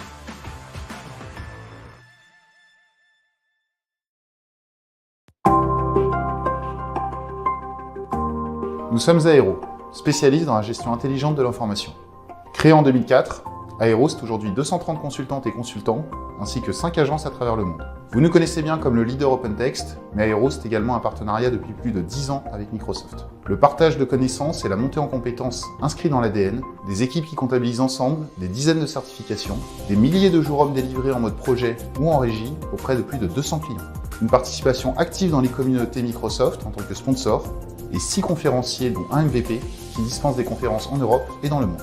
Le travail hybride entraîne des changements d'organisation, un besoin de résilience, le nécessaire équilibre entre la vie professionnelle et la vie personnelle et le respect des contraintes liées à la cybersécurité et à la réglementation. Cela se traduit aujourd'hui par la démocratisation des composants de Modern Workplace et le fait de fournir aux citizen développeurs la possibilité de créer leurs propres applications, leurs propres automatisations ou encore la gestion des contenus intelligents qui portent en eux-mêmes leur sécurité, leurs règles de conservation et leur rôle dans les différents processus métiers. Nous sommes les experts qui vous accompagnent dans vos grands projets, comme dans le coaching individuel autour des meilleures technologies.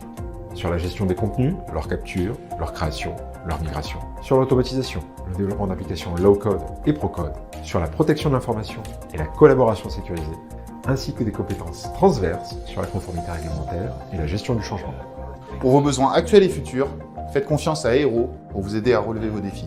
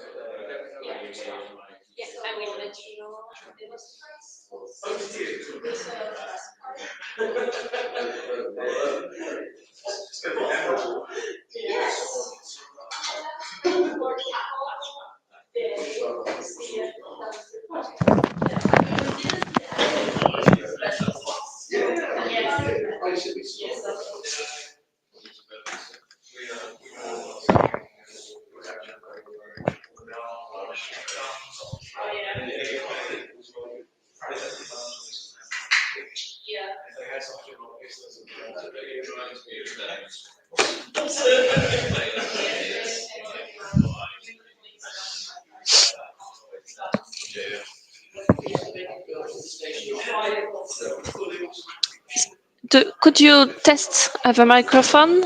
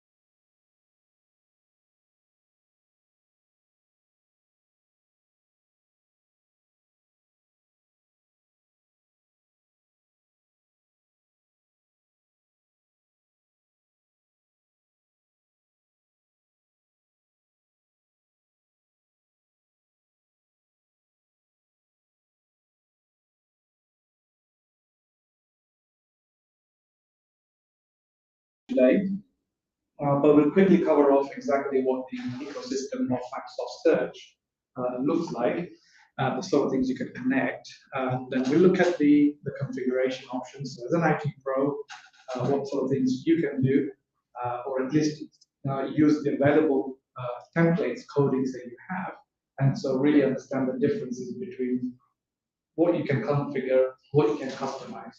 So hopefully that'll kind of give a clear takeaways on that.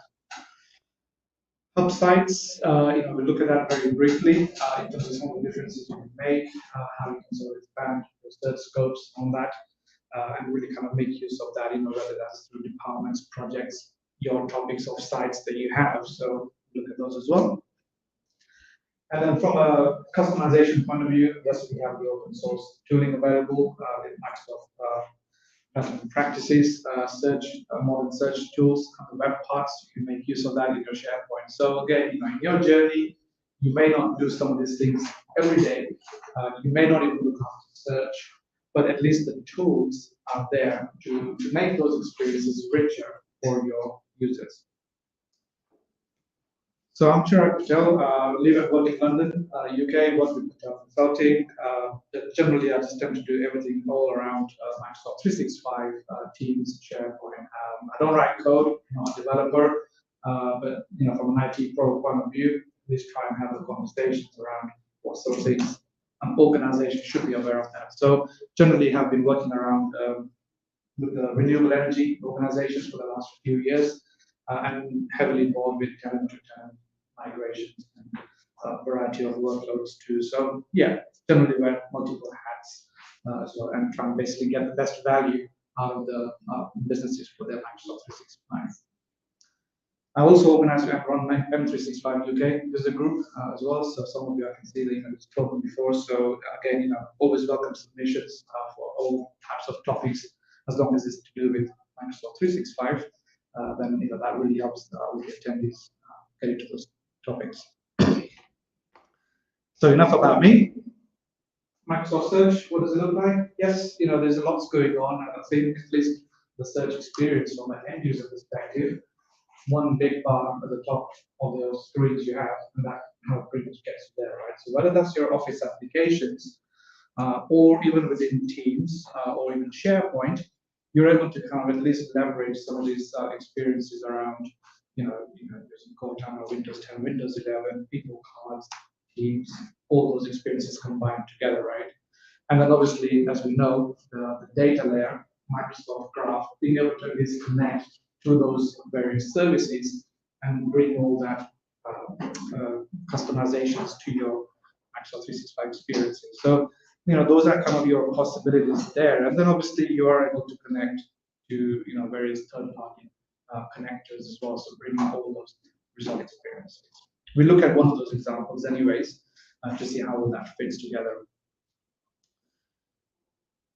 From a configuration perspective, when you go into your Microsoft 365 Admin Center, and typically two roles, you have, search administration role or the search editor roles. And main difference being is that you're able to add the various content for your search things from an editor perspective, and having various configuration options to be able to tune into the answers, floor plans, bookmarks, and all those things to just kind of leverage the search result experiences for your users. And then obviously, the insights is probably the right ways there to try and understand exactly what users are really searching for, right? Some of that is to do with privacy. So, every user has the ability to at least be able to see those kind of privacy things as well. So we look at that as well. And then, connectors are from an external content perspective, so being able to bring those experiences there. So we can take a look at this now, because much of this is demo-based there. So if I go to my Microsoft 365 admin and go to my search admin, so I'm using fictitious organization, which many of us are aware of, Contoso Electronics. So when I go into my M365 admin center, and specifically with the settings and search and intelligence. So I've got like various tabs there, right, in terms of what you can do. Some of this may be familiar to you. So here I've got my usage overview, typically around what's going on with the queries and the daily active users. only me and this tenant, so hence obviously there's only one there. But you got various things like query analytics, what's being searched on, user analytics, based on the experiences, everything else that goes on. And part of this is also to do with how much as an IT pro admin is going to fit in to really monitor that, because a lot of if you've got limited resources in IT, right, not many people will look at that unless you're really serious, committed resources to be able to really understand that if people are really getting the value out of what they look for. Yes, the search is there, people will look for it, and that's great, but you don't know whether it's really of value or not. So this is an area which can be sort of really understood that. And that's not new, that's been there for quite some time. Sure. Is that only for your Microsoft 365 search, or does that also include all the SharePoint search? The SharePoint, yeah, okay. Yeah, it's just all those queries there. And then when you do download those reports, I mean, this will give you just the numbers. Right? If you then go into, say, connection analytics, so this is the one that you have your external connections as well. So that's kind of, will give you an idea around, what sort of things are being indexed there. So here I've got one website, vivaexplorers.com, which I've kind of added that into here. So this will give you an idea what sort of content you have that's basically coming into this area as well. So, when you kind of look at that areas, then you can see at least 18 items is indexed there as well. And that gets very specific around those queries and everything else that you got analytics through those periods. So you got that area for that to look at. And then for these things, obviously you can download the reports, and that's great. And the last one is around the feedback side of things. This again is switched on by default, right? So everything that your users will actually post in their search results, looking for these things. And when they click, when they submit those feedback, it will come straight either to go to Microsoft directly, because that happens, right? And that's what they'll get. Or you as an administrator can actually control if the user feedback goes to Microsoft or not. Now, this is a good way of doing it. So at least you make sure, because sometimes users don't know if they're into sensitive information or if they're looking for some information they cannot find, it'll go straight to them, right? So here you can control that, turn that checkbox off. So you as an administrator can review that. So the kind of things you get, there's a couple of queries there. So if I go into that user query, and this could have been from SharePoint, Office.com, doesn't matter, right? So in this case, the user was looking for it, didn't find feedback category, didn't find what I was looking for, some feedback was expecting more conference results. So you as an administrator can do something about it to at least tune your search or at least resolve the issues that you can. That's just a nice simple record you get over there. So that takes an effort to at least to try and understand. And then once you think you've resolved it, you can just resolve that. It's a bit like your security compliance score kind of mechanisms. Any tasks, actions you got, you can just resolve that. Yeah. And then VLAN topics, which, as we know, are the Microsoft VLAN suite side of things. So again, various topics, that's obviously an add-on there. But I think in terms of any content that's going through your SharePoint, anything that's been created as a topic, pages, all that information gets in there as well. So again, that's another area to understand what's the state of your VLAN topic queries that's going on through that. So again, this is quite, some of this is relatively new, especially item insights side of things. And then you got this, going across there, answers and bookmarks, locations. So, for a couple of them, I won't go into any one of those things, but we'll skip the acronyms on there. But bookmarks, again, you got your standard Microsoft ones in there as well, right? So, typically if I then go into, say, go to my search and go and search within the, just kind of, giving that more richer interface. So if I go and search for, say, SharePoint, example within here, and that will go and search across, obviously, all your content sources that you have, not just within Microsoft 365. So here's your bookmark that's kind of, fed in through that. So again, how many bookmarks you have is entirely up to your organization, just to give that promoted result, if you like, right to the top of the page. In that sense, you have. I've also got Viva Explorers. Learning is obviously Viva Learning. Things, the content source there. So if I go into my Viva Explorers, then I've also got content from the Viva Explorers external website that's bringing that into it as well. Again, it's not the most friendliest view again because it's all standard, the title and URL as well as the description. So again, it goes in there, right? So that's kind of from a bookmarks point of view. If you go into say a Q&A, so again, this is another area in which you can actually feed questions and answers again based on the user queries there, right? So here's an example I've got in which you may potentially put those questions to say if the user search for, where can I find policies, right?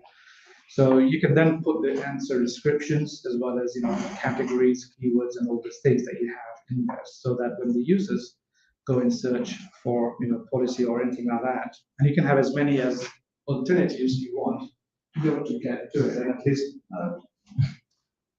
obviously it's not in Viva Explorers, but, if you go into the old category there, so you get another leverage there. Again, that's basics from an IT pro point of view. No coding involved. Yes, you have to maintain it, but if you have that connection with the business, then at least you can try and understand what sort of things are being searched for. So those kind of are your basic configuration options there. We go into just moving along there. So this is where we kind of start getting into the customizations area. So here with the connections side of things, I've got two, which, one of them is Viva Explorers, and then obviously you've got travel sites and so on. So you can have as many as you want of this particular area to be able to index the contents there. Now, you've got your data source from that point of view, right? So if you then go into, say, kind of customization, we'll come to that in a second, just before we understand those particular areas for customization. So we'll just hold off on that part to see how we can customize the results page, the layouts that you have in that, right? So just hold thought from that point of view. I'm going to go back to slides from their point. So when you go to the customization options side of things, so essentially the connector content, and you've got that SharePoint content. This is the SharePoint based quite new, right? So up until now, you're able to do all those third-party content that you have.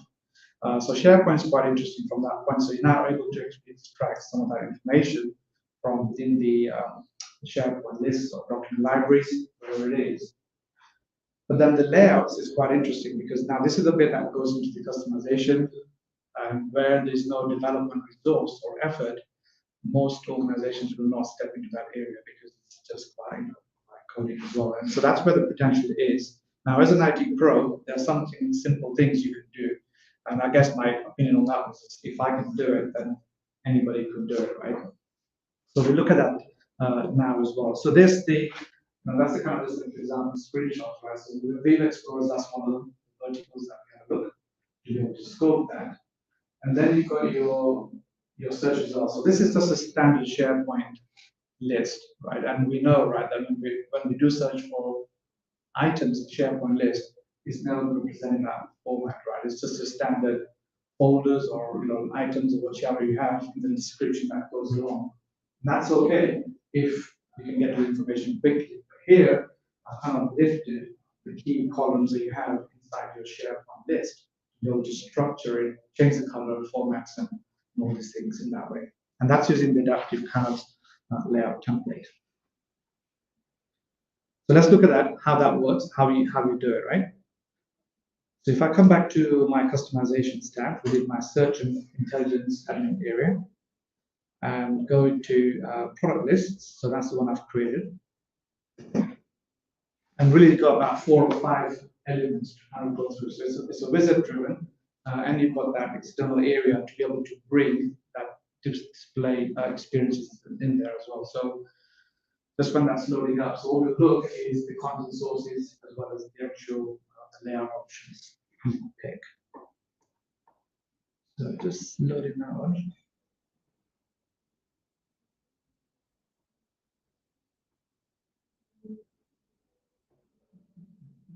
Come on. Good. All right. So So go into my edit, so I'll go there. So give the name of the result type, and this is all you're doing is just changing the layout, right? That's the results page, and this is across the whole tenant that's going in. But obviously, we're going to be specific around how we do that. So here we're going to create, select the content that we get. So SharePoint, in my case, usually obviously it's not that slow. So we'll have a look what's going on. If not, I can just go through another list.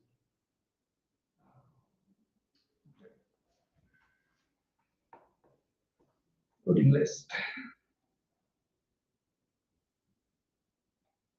Okay, so a couple of content sources, SharePoint and OneDrive. We have Explorers, focus on SharePoint and OneDrive. Now here you have that options here. So you can either choose your SharePoint list items or simply a SharePoint list that's called as items in there, or SharePoint page, or SharePoint site, right? So I've got this bit will be familiar to some of you, in terms of you can choose, in this case, the path. Where does the SharePoint list actually live, right? So, it lives in that particular URL there. I'm just going to copy that and just going to bring that list up. So you can just take a look at what we have in SharePoint list. So at this point in the SharePoint list, we're not changing anything, right? It's just a plain black and white. Yes, we can do conditional formatting and everything else. That's slightly different. But here I'm taking advantage of the key pieces of metadata, or columns in this case, to be able to bring that along. So that's the URL of the product list. And then if I go to my admin there, so that's my content list that I've got. So I've got that feed in there. And this is the bit where obviously, this is obviously rolling out in some tenants now, which is not really available, right? But here, you can either write that through your Visual Studio Code, or you can just go and use the wizard for the layout designer. And that's what I did exactly here, right? So here I'm just designing that layout. And I can ignore this completely, even if I don't know what it is. So I can go and launch that layout designer. And that's obviously just giving me options in terms of what template I want to choose, whether with image or without image, and so on. So I can pick one, and in this case, I'll go down, further down, and I want to pick this particular template there, because I want to be able to bring some of the columns there and descriptions and all those things, right? But you can see there's a few options that you can pick. So I'll go and select that, get started. And then it gives me a preview as to what that's going to look like once I've done that. And on the right side, all we're going to do is try and map that to my product list to be able to bring that into my search results page. Now, when you look at that, and if you haven't worked with these areas at all, then you might wonder, what is all these things, title URL, it's not set, and everything else. But if you know your SharePoint lists and everything else, you know that it's got that create by stamps, modified time date stamps, and all those things. And you can bring all that in, right? So I'm not going to go through all of them, right? But basically what happens is, so in this particular case, the title, which I know there is, and again, this could be item URL, but in this case, I'll just go and fill that out. We're not going to use this, that we'll create, but go through that properties there, modified by, modified time, and so on. But once I fill all that out, I can then go ahead and create that layout, right? Now, this obviously takes a bit of time to do that. But what if your list hasn't got start date in it or due date in it? You don't want that to be created at the end as the code. So what you can do is you can go here and edit this layout. So you're going to edit this layout where it says started here and due. So all we're going to do is just edit that layout. Yes, I'm going to lose those changes. That's fine. And that's going to open up this in a skeletal structure. And then I can just go into any of this area here. So if I select this particular area here, it gives me that particular properties of that element there. So my title is okay, my link is okay. And then all I'm going to try and do here is maybe change that to my column that I have. Now, I don't have to do it over here if I don't want to, because once the code gets generated, I can change that in the code too, right? But here you can change those things. It doesn't matter in terms of what these variables are here, but then being able to do that and then be able to map this layout here. So if I just change that to say product line, just do one there, and map this layout. So then it takes me back to this wizard that I have, which I'm trying to set that rules in there, so that when I do go down back in here, then at least I can then go and change the due date or start date or whichever that you have properties in there. Now, that's fine. So I'm not going to create the layout here, but once you've gone through that wizard to be able to bring that relevant data pieces there, you can then it'll create that JSON code for you, right? So if I go back to my admin dashboard, and this one I'm just going to close down from now, but once this is created, that's what this creates here, right? So if I just open up VS Code, no, wrong one.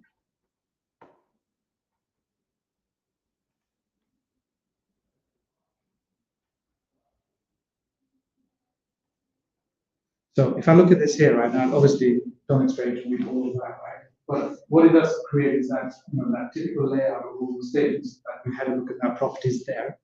If I scroll down furthermore, then along the lines there, I've got my product type. For example, the label to be created there, which I would have done that through that wizard that I showed you just now, to go to step into each of those things.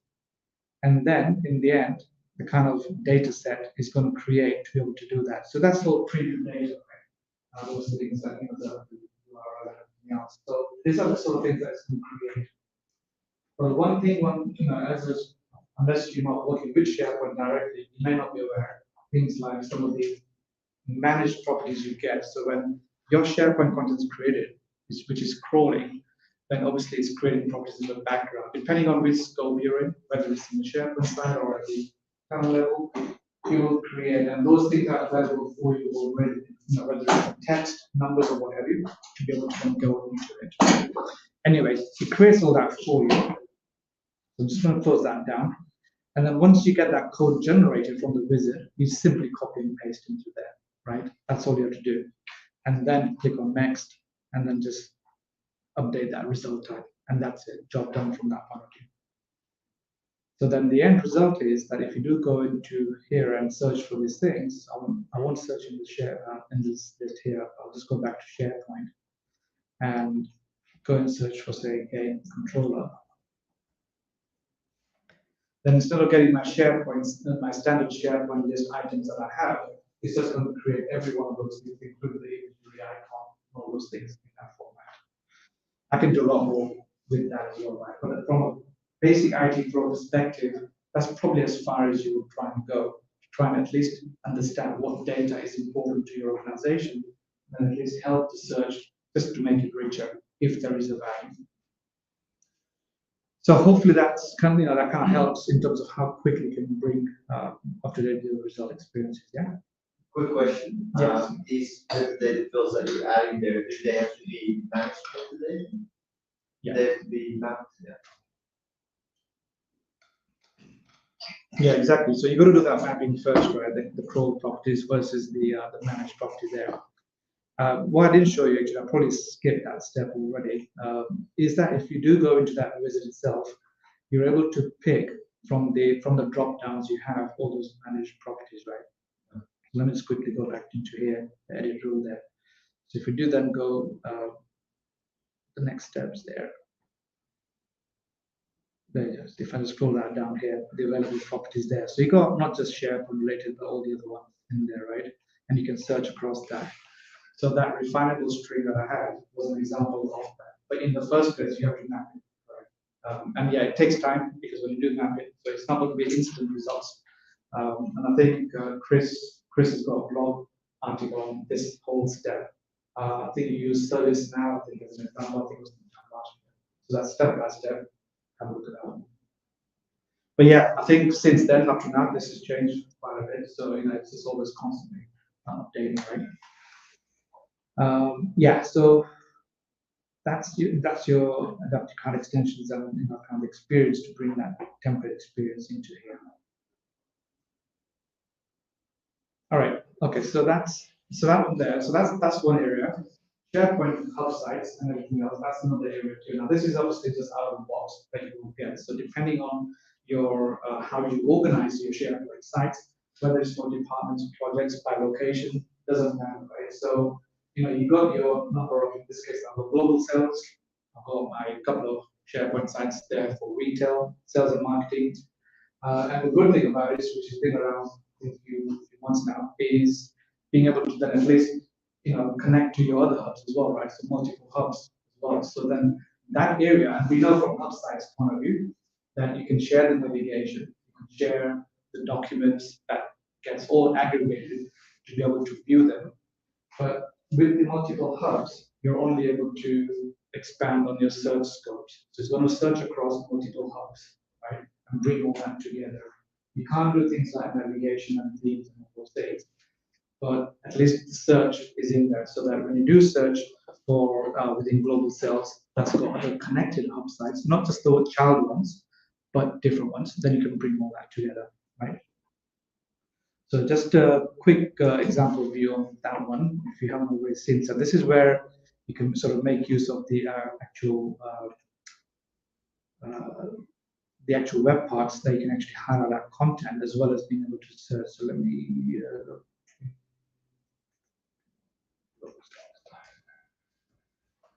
I'll go to my global sales SharePoint site,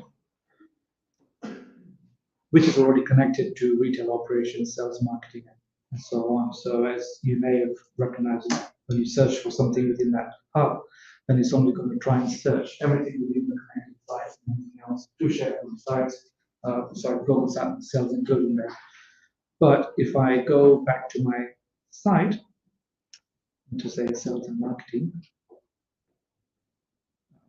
global sales, and if I then just open this page up, there's obviously the popular web part that we have, which is the highlighted content.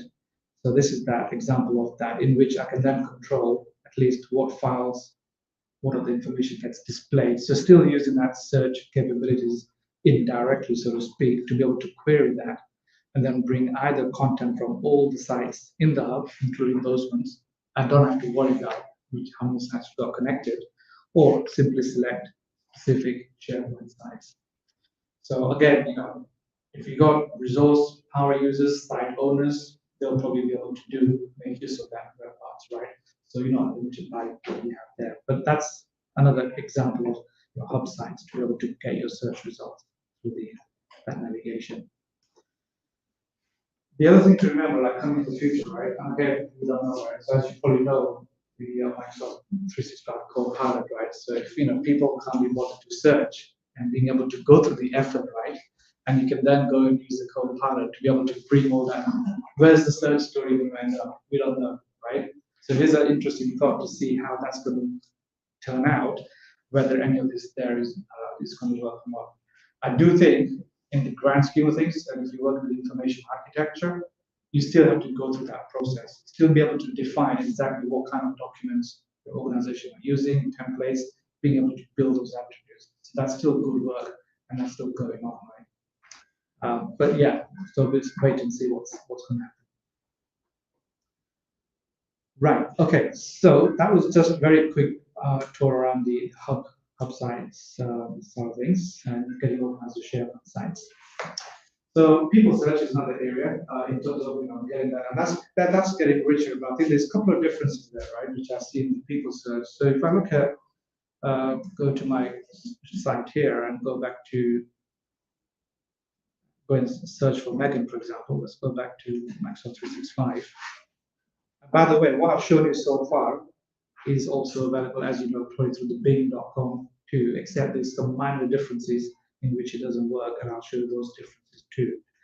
If I go and search for Megan, and just simply type in Meg, right, then I get a lot more out of the from Megan's point.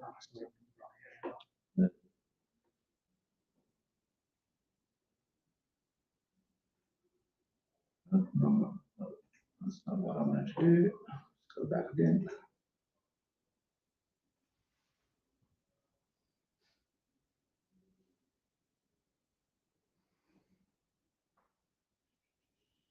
A couple of display views you get.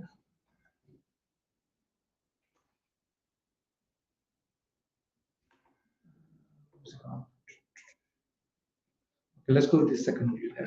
I'll go and search for Megan completely from there. Okay, so this is the standard one you get. Like if you go and search for the person in the organization, right? So you get this view, which is fine, except here you're getting 4 tabs displayed, right? So this is all the content, including the loop as well, for example, and your files that Megan's working on based on what sharing you've got, including the messages, which is with Teams emails, Teams chats, and all those things. And that's great, including the fact that with the Teams, especially you've got threaded conversations going on, goes straight into that particular message that you want, as well as content organization. But the other one was the actual simply just tagging. I'm just wondering, I'm not getting that tab. If people just did that, show the result, okay. So no, it's not working. Let me come back to that one. What I wanted to show there was just that, based on that screenshot there, which is the first one there, in terms of giving you more information there, as well as the groups, the Microsoft 365 groups, as to which groups you're a member of that you share as well. So, I know why. That's me silly, I didn't type it full name. If I type in Megan, then I'll get that people card experience. Yeah, that's the one. Good. So this is where I can see more information, including the calendar, which is great, right? So at least in the other in the view that I had, if you type in Megan instead of the whole name, you don't get the calendar view. Now I'm not sure if that's coming or not, but I think that experience should be consistent. So this is quite good that I just simply type Megan as well as everything else, whereas who didn't come across. So I'm not sure what's going on there, but I'm pretty sure hopefully that will be combined together. So yeah, I've got my calendar information and also my groups as well. So nice little way to see your people search kind of through that way. And then all the charts. So yeah. Good. I'm glad I got there. Yeah, so in terms of the roadmap wise, so some of the things I've shown you there, right? So the actual analytics, that's kind of those in the last few kind of months around the identity side stuff. Viewing the few full chat conversations after clicking, that's getting straight there. And what's coming out now, obviously, is the attachments in your emails, right? So that's all your suggestions, search box, all that's kind of rolling out now. Attachment shown in all the files and tabs into your SharePoint search results. That's coming obviously around May time or second quarter, whenever it is. And then obviously the result tabs, which is what I showed you, that adaptive card extension layout you have. And obviously what's in development is some of the other areas around. So being able to connect that related searches that's coming through various sources, including the video transcript stream on SharePoint, right? So yes, you can go into that. That's great, but that will be kind of more combined search something that will come.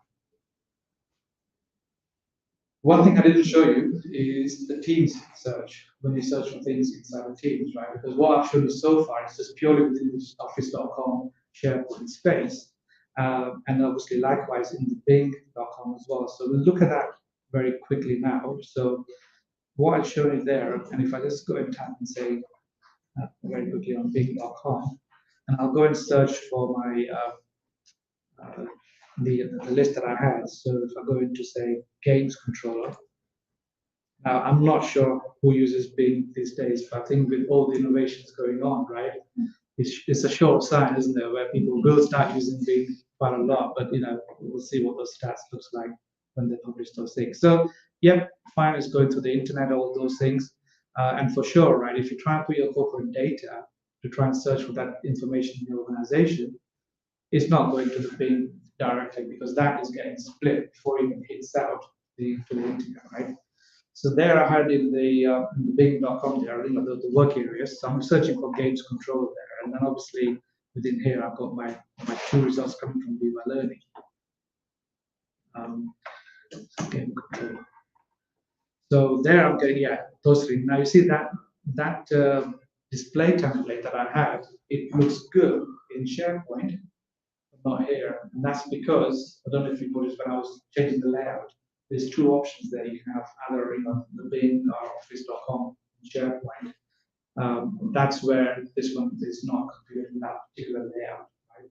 So it's almost 2 bits of effort to try and do that. Again, I don't know if that is combined or not, because that experience should be the same.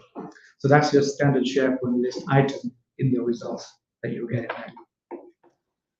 And yeah, I can see my Viva Explorers, that's all there, and then all the other verticals in there. If I go to Teams, which is the last part of this demo, so let's go back and I'll close this tab, go to my Teams. Then with Teams, yes, you can get to your chats and all those things in there, but also if you have got Viva connections, basically your intranet site in say Teams, then you're able to search between the two, right? Between either in SharePoint or in the Teams itself. Now that, again, don't know what's happening there, but this is much more better than before, where you couldn't really search in your SharePoint content. So got my Teams here, my channels, everything else, that's great. I go and search for products.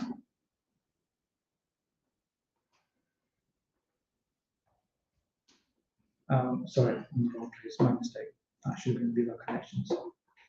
Because in your normal team spaces, everything else, that just kind of doesn't really go there. But if I go to my Viva Connections page here, and then tap in, go to, now again, that area, so that Viva Home dashboard you saw, right? When I tap in product, right, it doesn't give me an option to go and search either in SharePoint or not. So when I'm in here, then,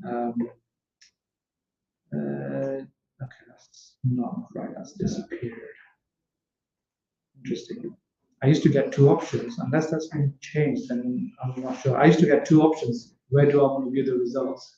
Either in my Teams interface or open up SharePoint site, which is your standard SharePoint results. That's gone from here. So I'm not sure if that's actually been addressed or not. But that's interesting. I have to come back to that one. That's learn something new, right? When you're presenting, right? So I've only got 1 option there to view all the results. But when I'm in here, all I'm seeing is the chats, right? And the files. I think it looks like, yeah, it's not there. I'm not seeing that. So anyways, in that search box, you have an option as a user to select which way you go through that. Here, we'll see what's happening. Yeah, so that was the Teams search experience side of things. And in kind of summary, really, I think it's all about the effort you have, how much time you spend doing those things. You know, that's just the one small example I have. If you have got projects, you got maybe, I don't know, if you're working with contracts, then you can use those experiences to really refine your results, the search experiences to be able to bring all that together. But really try and just use out of the box as much as you can, because you don't want to really customize too much if you're not going to look after it.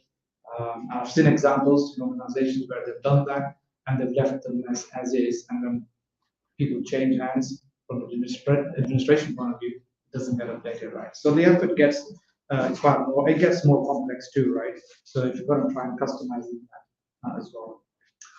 So that was it, and I think did miss the PNP search, but that's nothing more than, even though the power is there, to be able to get to that from your PNP local search results. I'll show you very quickly here. So this is just a standard SharePoint page where you have inside the sales and marketing SharePoint site.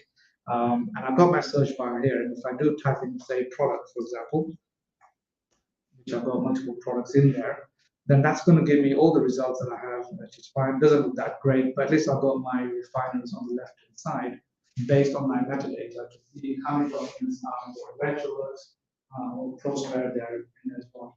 Again, this is using the PNP search web parts, which is a kind of very open source, package available. Simply put that in your SharePoint app catalog through the admin center, and then you get a few web parts available to yourself within that. So this is a search box, PNP search box. Connect that to your results, and then being able to at least do what you need to do that. So you got those data sources shared from the Microsoft search, and you can then connect to each other. That's well documented as well. So again, you can bring local search result experiences for your users. Okay, so I'm out of time. So I think that's pretty much it, really. I think, thanks. Hopefully, you can probably use some of those tools in your day-to-day organizations. Thanks for being here, and I think let's connect. Any questions?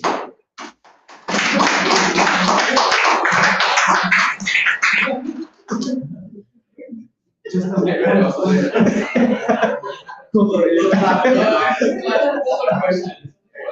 one question. You can use bookmarks, question answer, etc. What happens if you use the same words for one bookmark, one question? And I think there is a preferred option when you go into bookmark settings. You can say, I want this one to be the preferred one. Yeah. If you choose this option, will it only display the bookmark you set as preferred, or can it display this one first and other after, etc.? You can set the priorities around that. But in the bookmark case, don't think you can, but you still go and search based on the relevance, right? All those things. I think the only priority you have is on the data parts, the leave explores or verticals that you have in there. Okay. But you can have multiple links, still the same terms attached to it. So yeah. Well, good question, Right. So in terms of social one, do you find in your experience that it kind of come more from the user end of things, or does it kind of be driven by the kind of, I guess, the senior leadership teams? Yeah, it's both ways, isn't it? So what I find is, right, there's no real SharePoint resource, because most of the resource, let's say, is around Teams and everything else, then it becomes very hard task to really try and sell that, right? But the key part of what I tend to do, like I think what most of us would do, is to have at least one list that's a killer app, so to speak, and then try and surface through that way, and then kind of drive through that journey. I think it's quite tough now because a lot of the resources are not really spent on looking after the SharePoint search, right?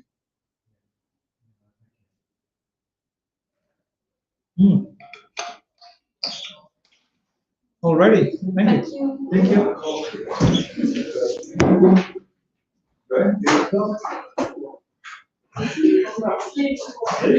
Really? Yeah,